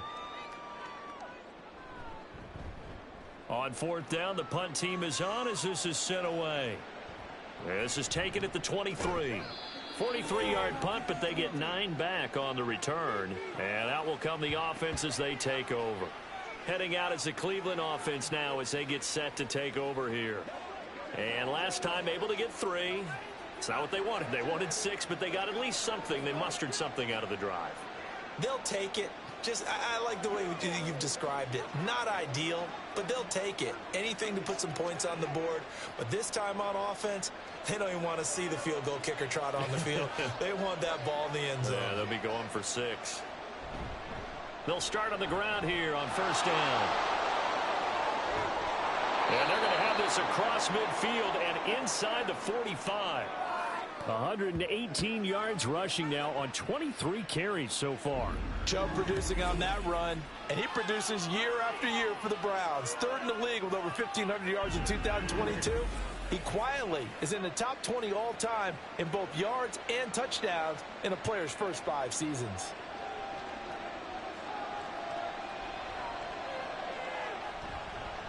They run again on first down, Chubb. And he put up a good fight, but he's going to be taken down behind the line of scrimmage. Well, partner, I guess sometimes it's just a matter of philosophy. Some say run until they absolutely stop you, and others say, well, when you think they're about to stop you, fool them a little bit. I guess they should have tried to fool them on that play. So after the loss of a yard, they'll look to push forward here on second down and 11. Here's Watson. Amari Cooper, and he takes it all the way down to the 22. Last play, they got stuffed at the line. Different story here, over 20 yards. And as a quarterback, you always want to exploit gaps in the defense, and he finds one here. Crossing route, working from right to left across the field. And once you get defenders going in the wrong direction, it is awfully hard for them to pivot back, and you end up getting the first down. They give to Chubb out of the gun. And down inside the 15, shy of the 10. Another good gain. That's now 35 yards combined on those last 2 plays. They're making it look easy out there. Another first down. So far on this drive, let me do this little bit of math here. 4 plays, 3 first downs. That's a pretty good recipe for success. They run it again with Chubb. And this time they were waiting for him as he'll be knocked down before he can get back to the line of scrimmage. That's going to wind up a loss of a full 3 yards on first down. The short field shrinks even more with the type of bodies they brought in on that play. Those extra tight ends, they weren't able to secure their blocks, and that one ended up going backwards. That loss of 3, a rare stumble on a promising drive.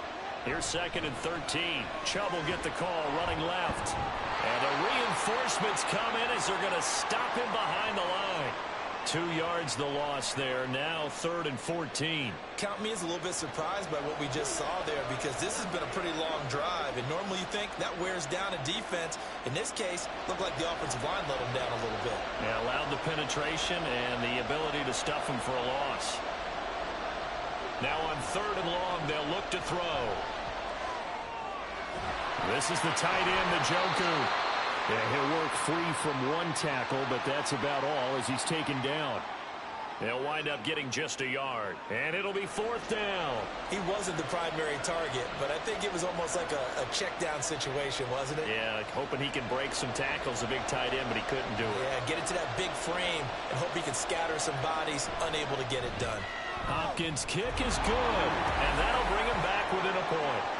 So yet another field goal to end a drive. That has been a very common theme. He's now hit 5 of them in this game. Yeah, Brandon, as an offense, you hate that you've had to call on your kicker so often, but you have to love the fact that time and time again, he's come through.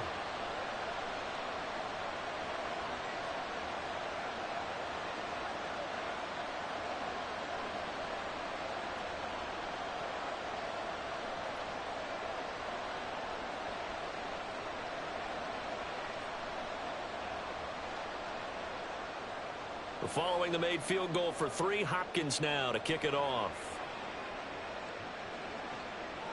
And it'll come out to the 25. Austin not going to try and return it. The Steelers offense now, they head back onto the field. Obviously not the intended goal last drive. They had to punt the football, but still they've got the lead here, and now a chance to add on to that lead if they can get points on this drive. 1st and 10 upcoming.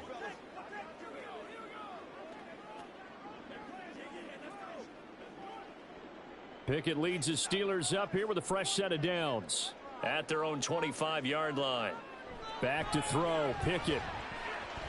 And he's taken down. This will be a Brown sack. Was Zadarius Smith there getting in and bringing him to the ground. Smith with us, a Darius Smith type of a play, and he still looks like a Pro Bowl player. Even coming off serious offseason injury and switching teams last season, he had double-digit sacks for the third time in 4 seasons. Harris running straight ahead, trying to keep those big legs churning, but he's going to go down in the backfield. Just a 1-yard loss that time, but that's not what they needed. Now they're dealing with a 3rd and long. That's a really alert defense there because they saw the heavy look come in from the offense, countered it with extra linebackers who brought a little bit of speed and heft, and able to really make a big-time play for their defense. Pickett. And the throw there going to be incomplete. And that's a really good job there defensively. They went into this possession knowing that they needed to get a stop. They're in a tight ball game, and they got it done. Great work to force the 3 and out. Got the football right back for their offense. They've got to go to the sidelines feeling pretty good about themselves and encouraging their offensive mates to get some points. So they're forced to punt on 4th as this one's away. 36 yards on the punt with no return. And it will be 1st and 10 as they take over. Another opportunity now for the Browns offense.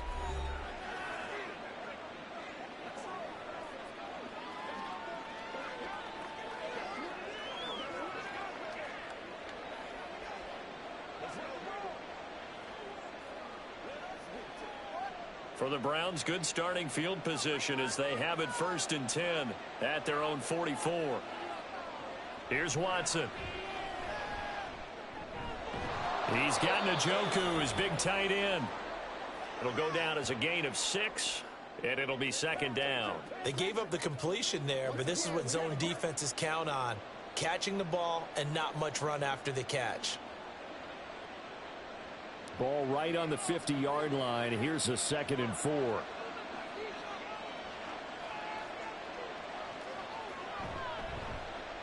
Watson now going to run the option right. Well, they nearly sprung him that time as he takes this all the way down to the 37. And that one will go for 13 yards on the keeper and a 1st down. Well, he is certainly dangerous when he spots a lane, and he keeps it himself there. Worked out well. And how about the moving parts on a play like this? You know you have to practice it over and over because it's almost like a ballet that has to be choreographed. But how about once he made the decision to go, he committed to it and went. Let's face it, most teams are going to defend the running back much more than the quarterback on that type of a play. And that's good for a pickup of 10 yards. And they'll be left with a 2nd and about a foot.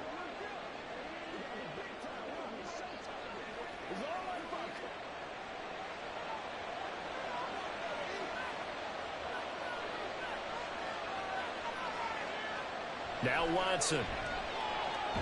Oh, he rifles one, and that's going to be intercepted.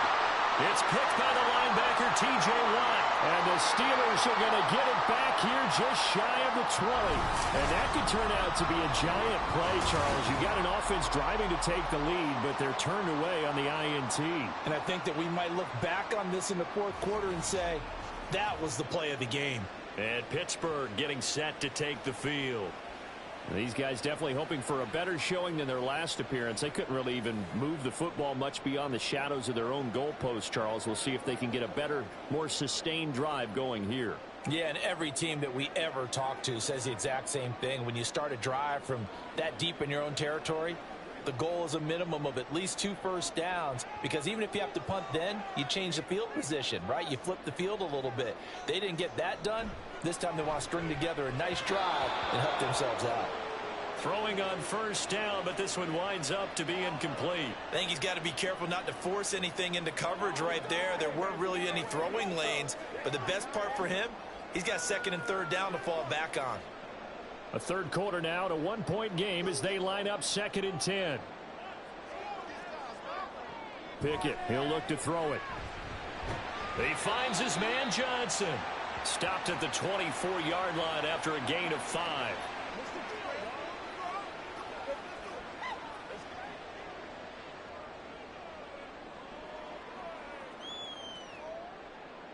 3rd and 5.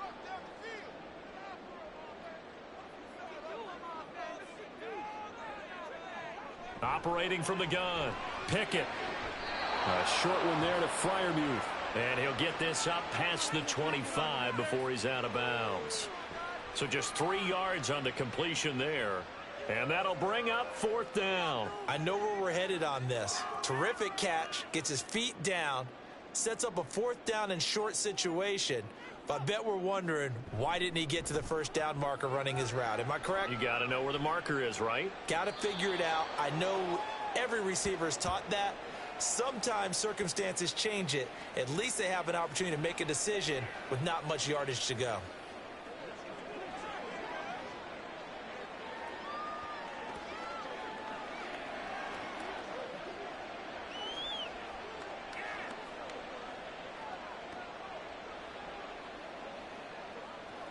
Watson and the Browns now with a 1st and 10. Just shy of the 30. Trying to shake off the interception from the last drive. He'll look to throw. And a quick throw here that's complete. And down he goes, but he takes it up to the 40. The drive starting with a 1st down, 11 yards on that pickup. I got a kick out of that one, partner. You and I talk often about trying to hide receivers in certain situations. But a guy of his size, can't really hide him. But the tight end drag route, definitely an effective way to sneak him across the formation for an easy completion and a 1st down. Watson's throw into the hands of Peoples-Jones. And he'll work it across midfield inside the 45. Just what the Browns needed there. Good for a gain of 17. But that's what you're looking for when you want to throw the ball downfield. You want one of those guys who can play out on the perimeter, can play out wide, who can not only get open, but when they're covered, can uncover themselves downfield and create catches. Under a minute to go in this 3rd quarter as they come up 1st and 10. They go up the middle with Chubb. And he's going to get a solid gain of 9 before being brought down. 2nd and right at a yard. So much of the game today, we're looking for hybrid players, guys who can do a combination of jobs. And anyone who plays a strong safety position, now more than ever, is a hybrid type player. Half defensive back that covers passes and half linebacker that makes tackles. We just saw the linebacker make that play.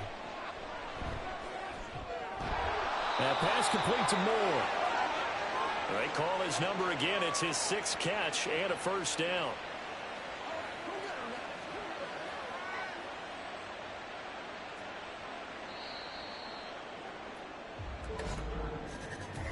One quarter remains here on a Sunday night. This is the National Football League on EA Sports. Back now in Pittsburgh. And we've got a dandy here. A 1-point game as we begin the 4th.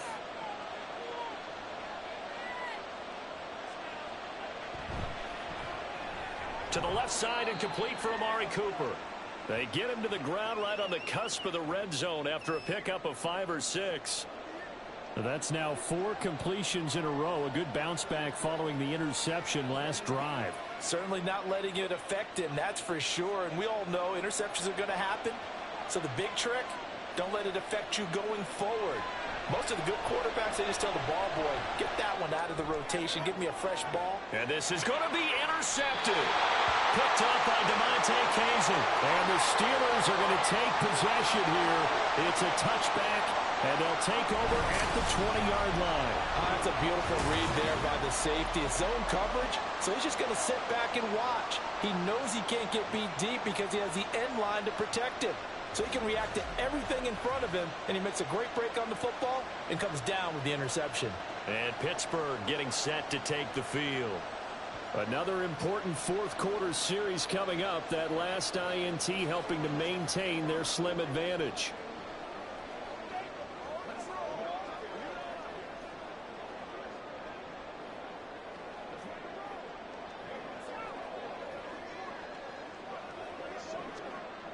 Pickett leads the Steelers up here with a fresh set of downs at their own 20-yard line.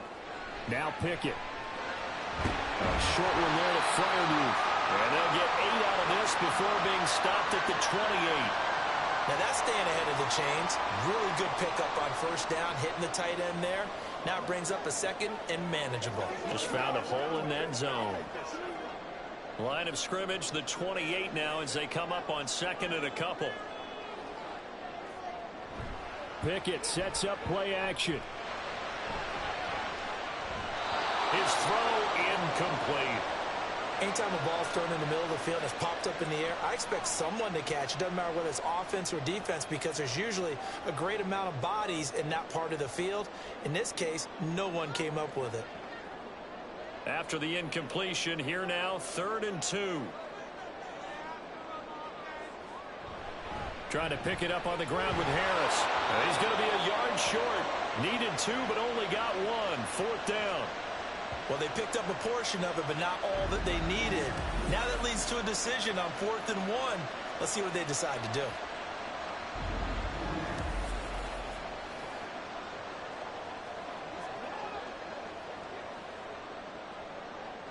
The Steelers send out their punter now, as he'll come on for his 5th kick of the night.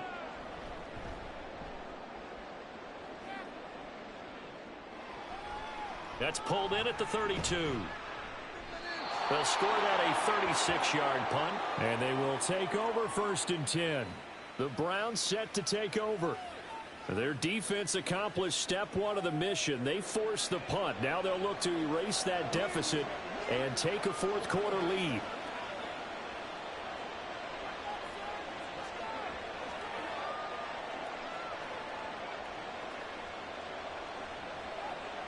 Watson and the Browns now with a 1st and 10.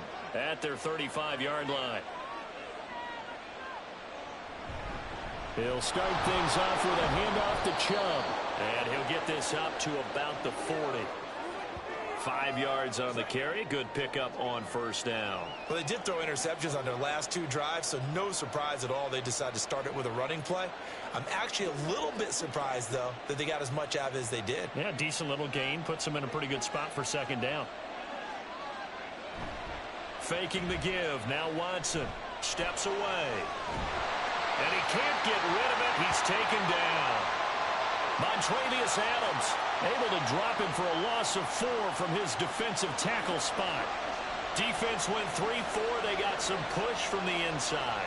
And this is something in a 3-4 you don't normally get because the nose tackle who got the sack, he's usually responsible or ends up getting double-teamed and sometimes triple-teamed. How about him working his way back and putting the big guy on the ground?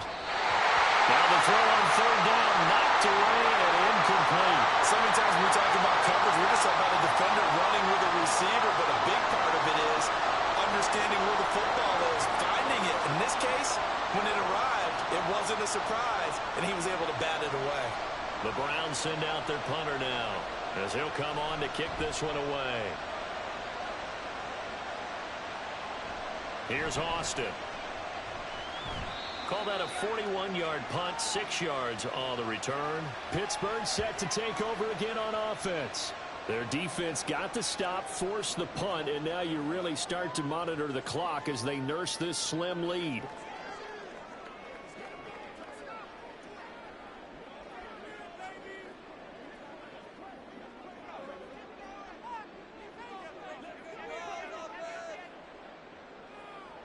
They'll send a tight end in motion right. They'll start the drive with Harris. He'll get a yard, that's all, as they get him down at the 28. I'm sure that that's going to be the formula. Just keep the ball on the ground, keep that clock moving. And when you have the lead this late in the game, above all, stay in bounds. Yes, take care of the football. Yes, gain yardage, but stay in bounds and let that clock tick. Harris going to get it again on 2nd down. And he tries to power forward, but he will not get back to the line of scrimmage. It's a loss of a yard, so it's back to 3rd and 10. Now, obviously, that's some good work there defensively, being able to stop them and bringing up a key 3rd down. But if you're on the offensive side of the ball, there's an opportunity because I know what defensive guys, they might not be sound defensively. There could be some opportunities. And you said key 3rd down. Highlight that word. Put it in bold. Here we go. Critical play in this football game because if they pick up the first there, that clock keeps rolling. Has to be a little frustrating for them because they know that if they pick up a 1st down, closing this one out, now they're likely going to have to give the football up and sweat it out on the sideline. And on 4th down, on is the punt team sending this one away. So a change of possession here on the punt. And the Browns will take over 1st and 10. Cleveland offense making their way out.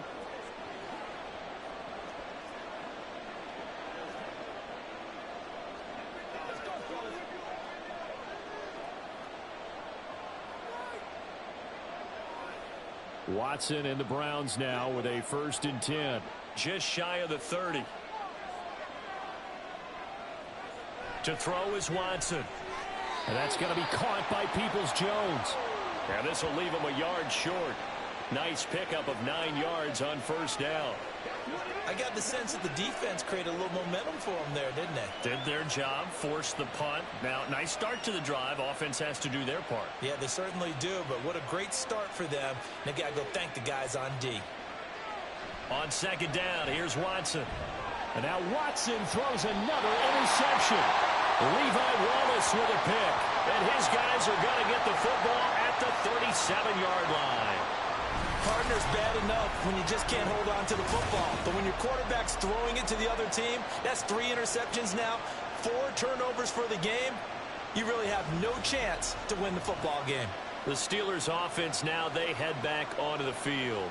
And right now these guys, they're shuffling a little bit, maybe doubting, because 3 straight drives have ended with them punting the football away. Yeah, so you start pointing fingers at each other a little bit, asking a lot of questions. What are you seeing? What are you getting?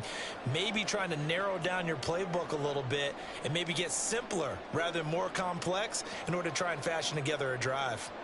Line of scrimmage, the 37 on 1st and 10. Pickett back to throw. Sacked. They sack him back right at the midfield stripe. Myles Garrett in there to get him yet again. That is his 3rd sack tonight. They can't figure him out. A CD, a little bit of feast or famine for him. He's had some success throwing the football, but also now he's been sacked 4 times. Yeah, you just mentioned the 4 sacks, but you're right. He has managed to hang in there and make plays at times. His offensive line, they've got to figure it out and pick things up and give him more opportunities, and he has to help them by getting rid of the ball a little bit quicker as well. They hand this off to Harris. And good penetration here. He'll get this down only to about the 49-yard line. And they only get a yard back there. They'll be left with a 3rd down and long. I think if we put together a job description for a middle linebacker, we would start with being able to hold down things in the middle of the line of scrimmage and be able to take on blockers. But how about the guys who can go sideline to sideline and make plays? Love a guy that can do that. We saw a perfect example of it right there. And the Browns pressure gets to him that time, and he's going to go down. Myles Garrett make that now 4 sacks for him in tonight's ball game. Well, this has to count as a great team effort today, but this man, he's been at the center of all of it. Really special day for any defense to have this many sacks in a game, even more so for this player. One of the best individual efforts of the season. On is the punt team now as this one's sent away. And the fair catch is taken at about the 13-yard line here. So possession goes over here on the punt. And the Browns will take over with a 1st and 10 deep in their own territory.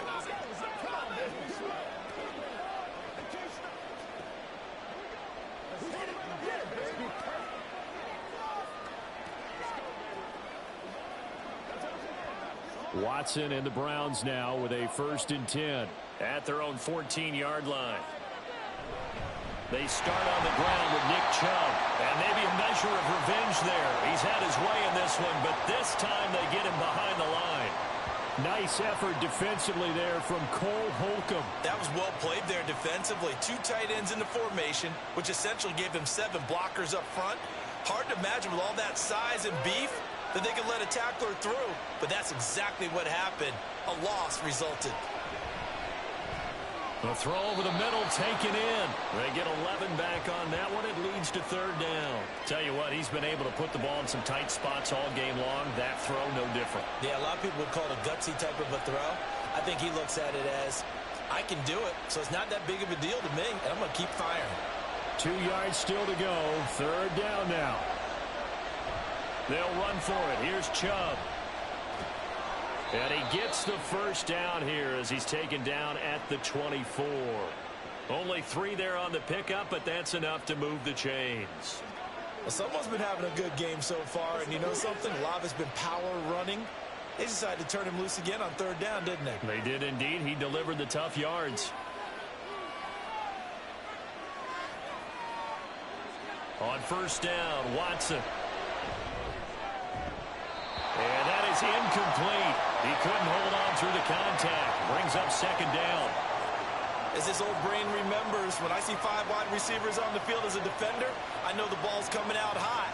They expected it and got there and popped it free.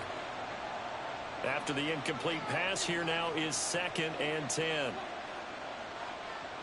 Watson. He's a little trigger happy right there, and it turned into an ill-advised throw into their zone. But we know he has confidence. He'll throw it any place, anytime, anywhere. That time it fell incomplete.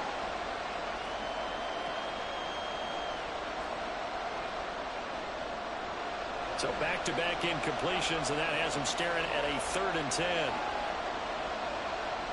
Back to throw, Watson. He's got his target. That's complete. And he is going to have a Browns first down as they're able to get the 3rd down conversion. And here we are in the 4th quarter, partner, and watch them drive for what would be a go-ahead touchdown. And you and I both know this is where you need a quarterback who can keep his cool back there. Not just for himself, but to keep the rest of the team relaxed too. A couple of first downs have him to the 40 now on 1st and 10. Again, it's Watson. And he's got the hook up to Moore. And he'll be taken down, but not before he works it past the 50. Another nice gain. That's now 30 yards between those last 2 plays. And with that last play, he's now up over that 300-yard mark. And in today's NFL, it almost feels routine. And I hate that when you talk about a 300-yard passing game. To me, 300 yards still signifies excellence, and he's achieved that in this performance. Now a throw here going to be taken in by the tight end Njoku. The result, only 4 yards there on the play. And that will bring up 2nd down. Obviously, this has not been a banner game throwing the football. So what you got to do, you got to kind of down focus, don't you think? Find the tight end, take some easier completions. Yeah, interception last drive. There he hits the reliable target. Watson, off play action. Right back to Njoku. Call it a gain of 6 on the play, and they'll be faced with a 3rd and inches. Let's not quibble about the gain there on 2nd down. That was a positive play because that was a take-what-you-can-get situation. Got out to the tight end. Now it gives them a much better opportunity to convert on 3rd down. If they get nothing else here on 3rd down, it'd be a 53-yard attempt from this spot. Coming right, this is Chubb on the toss. And this one's going to go the wrong way. Losing yardage back at the 42. He'll give up 6 yards there on the loss, and it'll bring up 4th down. So where'd all that running room that he had in the first half go? Because it looks like it's drying up a little bit here. Someone made some adjustments, it appears, at least on this drive. The Browns send out their punter now as he's on to punt for the 4th time tonight.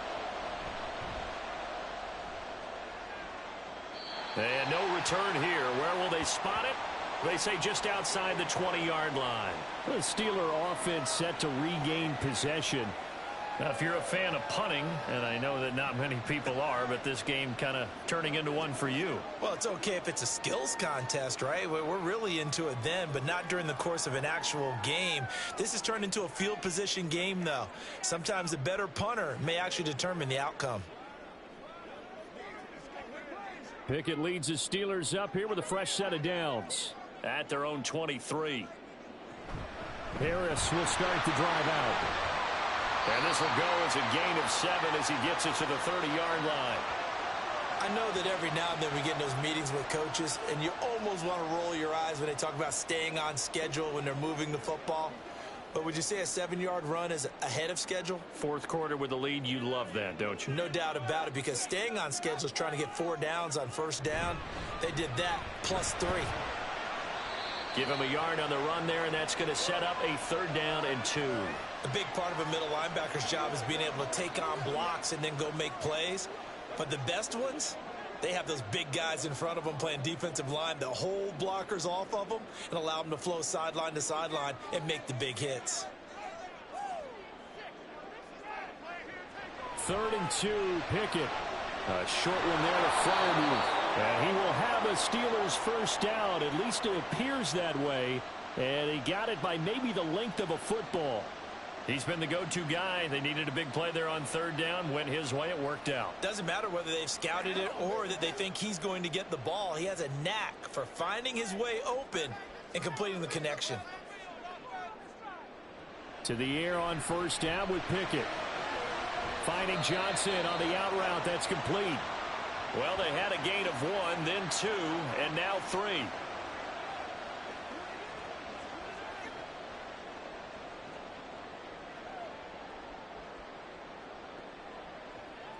Second and 7. Pickett will look to throw it here. Again, it's Johnson. And he gets this one to midfield before he's brought down. Back-to-back receptions for him, and it's another first down. These guys are running offense like you drive. The pedal is down, stomped down. How about that? Back-to-back completions. They are rolling. So much for being conservative and running that football. So signs of life in what's been a dormant offense in this second half. Here's first and 10. In motion left goes a tight end. Now a first down carry for Harris. And he can only manage to get a couple. Second and 8 coming up. And in this situation with a lead fourth quarter, they're liking keeping the ball on the ground, I'm sure. That's just smart football, but you know the defense has to know it as well. They've got to stop them here. So now we're going to see that loading the box in a big way. 6, 7, 8, 9, whatever it's going to take, puts a little bit more pressure on your big offensive line. And they'll get this just to the 47, 1-yard gain. Now, the objective there, I mean, yes, the positive gain, that's nice, but work some clock. Yeah, you're exactly right, but the problem for them is still within a possession, so they can't just sit on it running the ball. They'll have to find a way to throw it effectively as well. This will be the 8th play of the drive. It's 3rd and 7.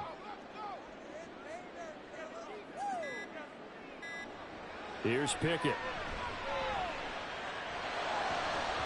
He had him. He was open, but he couldn't get it to him. It's incomplete. He shook his head right when he released that throw. He knew it was going to be a little off target. Yeah, the excitement got him on that one. Wasn't able to control the fact the receiver was open, and it would have been an easy throw. The Steelers send out their punter now as he's on to kick it away.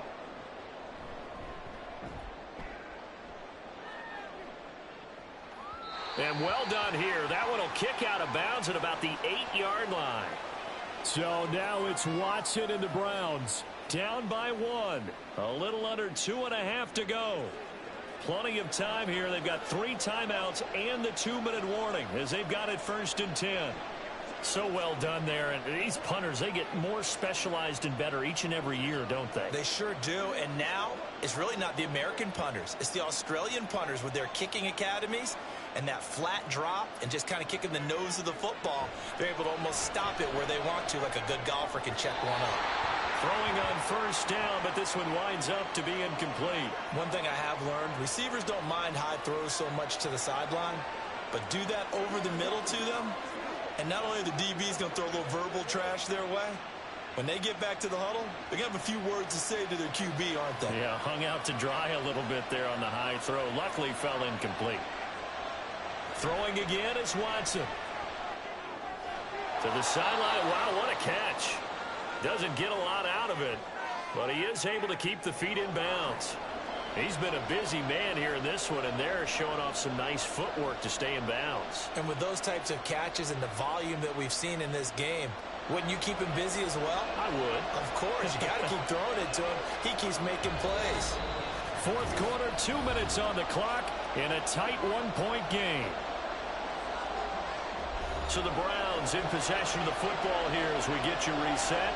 They face a critical third down now, needing a score here in the late going. He's going to let it fly. And unable to connect, incomplete. Now give them credit, they took their shot, but it's going to bring up 4th down. And that's the downside of taking these big shots because they're definitely lower percentage plays. And now you look up and it's 4th down. So not only do you have to worry about getting big yardage, you also need to just keep the game alive. Desperation time. Watson on fourth down. And it's incomplete. They cannot convert, and they turn it over. They had to go for it with such little time remaining. And now possession will go over inside the 15-yard line. So now it may look bleak, but this one not over. They do have all 3 timeouts. Even at this point on the field, where it looks like, you're really backed up, hold them to a field goal. That's the mantra right now. You hold them to a field goal, you still got a chance to take care of business on the other end. But you're right, the 3 timeouts are going to be key. How well they use them to preserve clock as well as stopping them, that's the key to giving them a chance to win. We've got to have 2 hands on the football here as they run on first down. Now the Browns will use the first of their 3 timeouts as they'll talk things over prior to this upcoming second down play.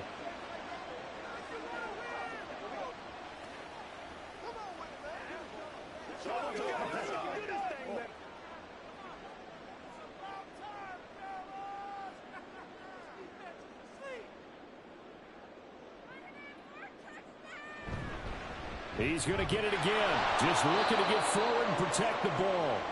Now the Browns signal for the second of their timeouts as they'll head to the sideline and talk over what to do next. They can't beat us straight up. We got to be big time now. Let's go, baby. Turn it up. Let's rock and roll, baby. Y'all got time. Let's go.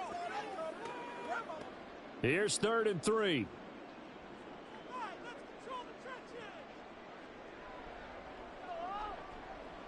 Pickett back to throw. He's got his running back out of the backfield. The Browns will quickly use their 3rd and final timeout. And they'll be disappointed to have to burn one there after giving up the first down.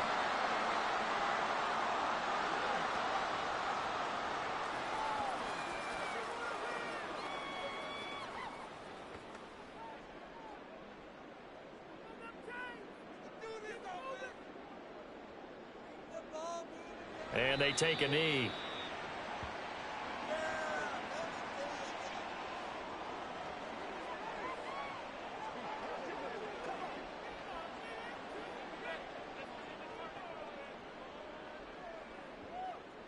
Another yard would probably put this thing in the books. It's 2nd and 1.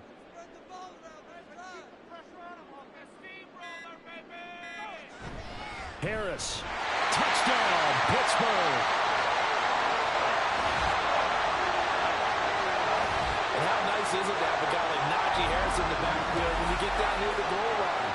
He can use his 230-plus pound frame to just get you those tough yards, and he finishes things off here with a touchdown run.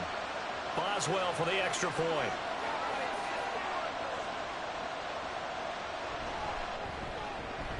And with that, the lead is up to 8.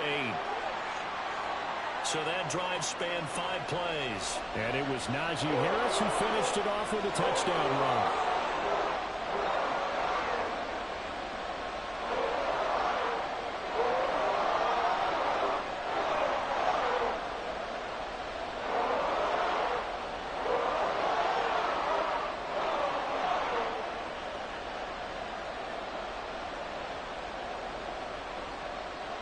Boswell now to kick it away after the touchdown. Taken at the goal line. And a decent return out to the 27-yard line. And now Cleveland geared up to take the field. Well, Charles, you remember their last drive. They went for it on 4th down, didn't get it, but you understand why they did in this close game late. Now, though, the road back is even tougher. Yeah, no doubt about it. And it was fair to look back and say the 4th down was a moment where this one was decided. But as you mentioned, understandable about why they went for it. But, hey, a lot of credit to the guys on the defensive side of the ball. They knew they'd have to defend in that situation, and they got it done. To throw, Watson. Into the hands of Cooper. And they nearly get this all the way to midfield. Mark him down at the 49.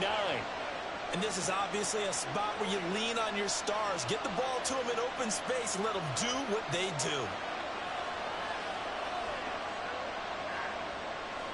Final minute. No timeouts at their disposal. Here's 1st and 10. Steps away to his left. And that won't help much. Only a yard on first down. Nice solid game there, partner, but the clock is starting to become his enemy. Absolutely. Every second right now, more and more precious as it ticks. They'll come up now. 2nd and 9. Now Watson. He's going to look deep down the field. And that's going to be incomplete. Good effort there trying to take a shot, but it's 3rd down. Now one more shot at it. Obviously, again, they've got to go for the end zone. Well, we've seen it happen before. How about Aaron Rodgers throughout his career? He seems to pull it off about every other week. But if I'm the defense, I'm rushing the quarterback and making him move away from his throwing arm. That makes it a little bit tougher to get it downfield. He's going to float this over the middle, deep. And that is incomplete, but a penalty flag coming in. This could be a first down.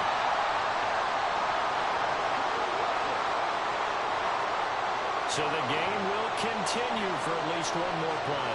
To not finish a game on a defensive penalty, that's why they get one more untimed attempt. Watson. And it's incomplete. So their final drive comes up empty. And with that, the ball game is over. Well, they came so close, Charles. They were knocking on the door in a one-possession game, but ultimately the defense held tough to get the victory. And doesn't it feel like it just leaves them asking what could have been? So many moments when they could have had a big play to change the outcome of this game. And let's face it, none bigger than that final snap that just fell short. So that'll do it for us. For my partner, Charles Davis, and all the hard-working men and women on our crew, I'm Brandon Gaudin. You've been watching the NFL right here on EA Sports. The Steelers earn the win at home as we say so long from Pittsburgh.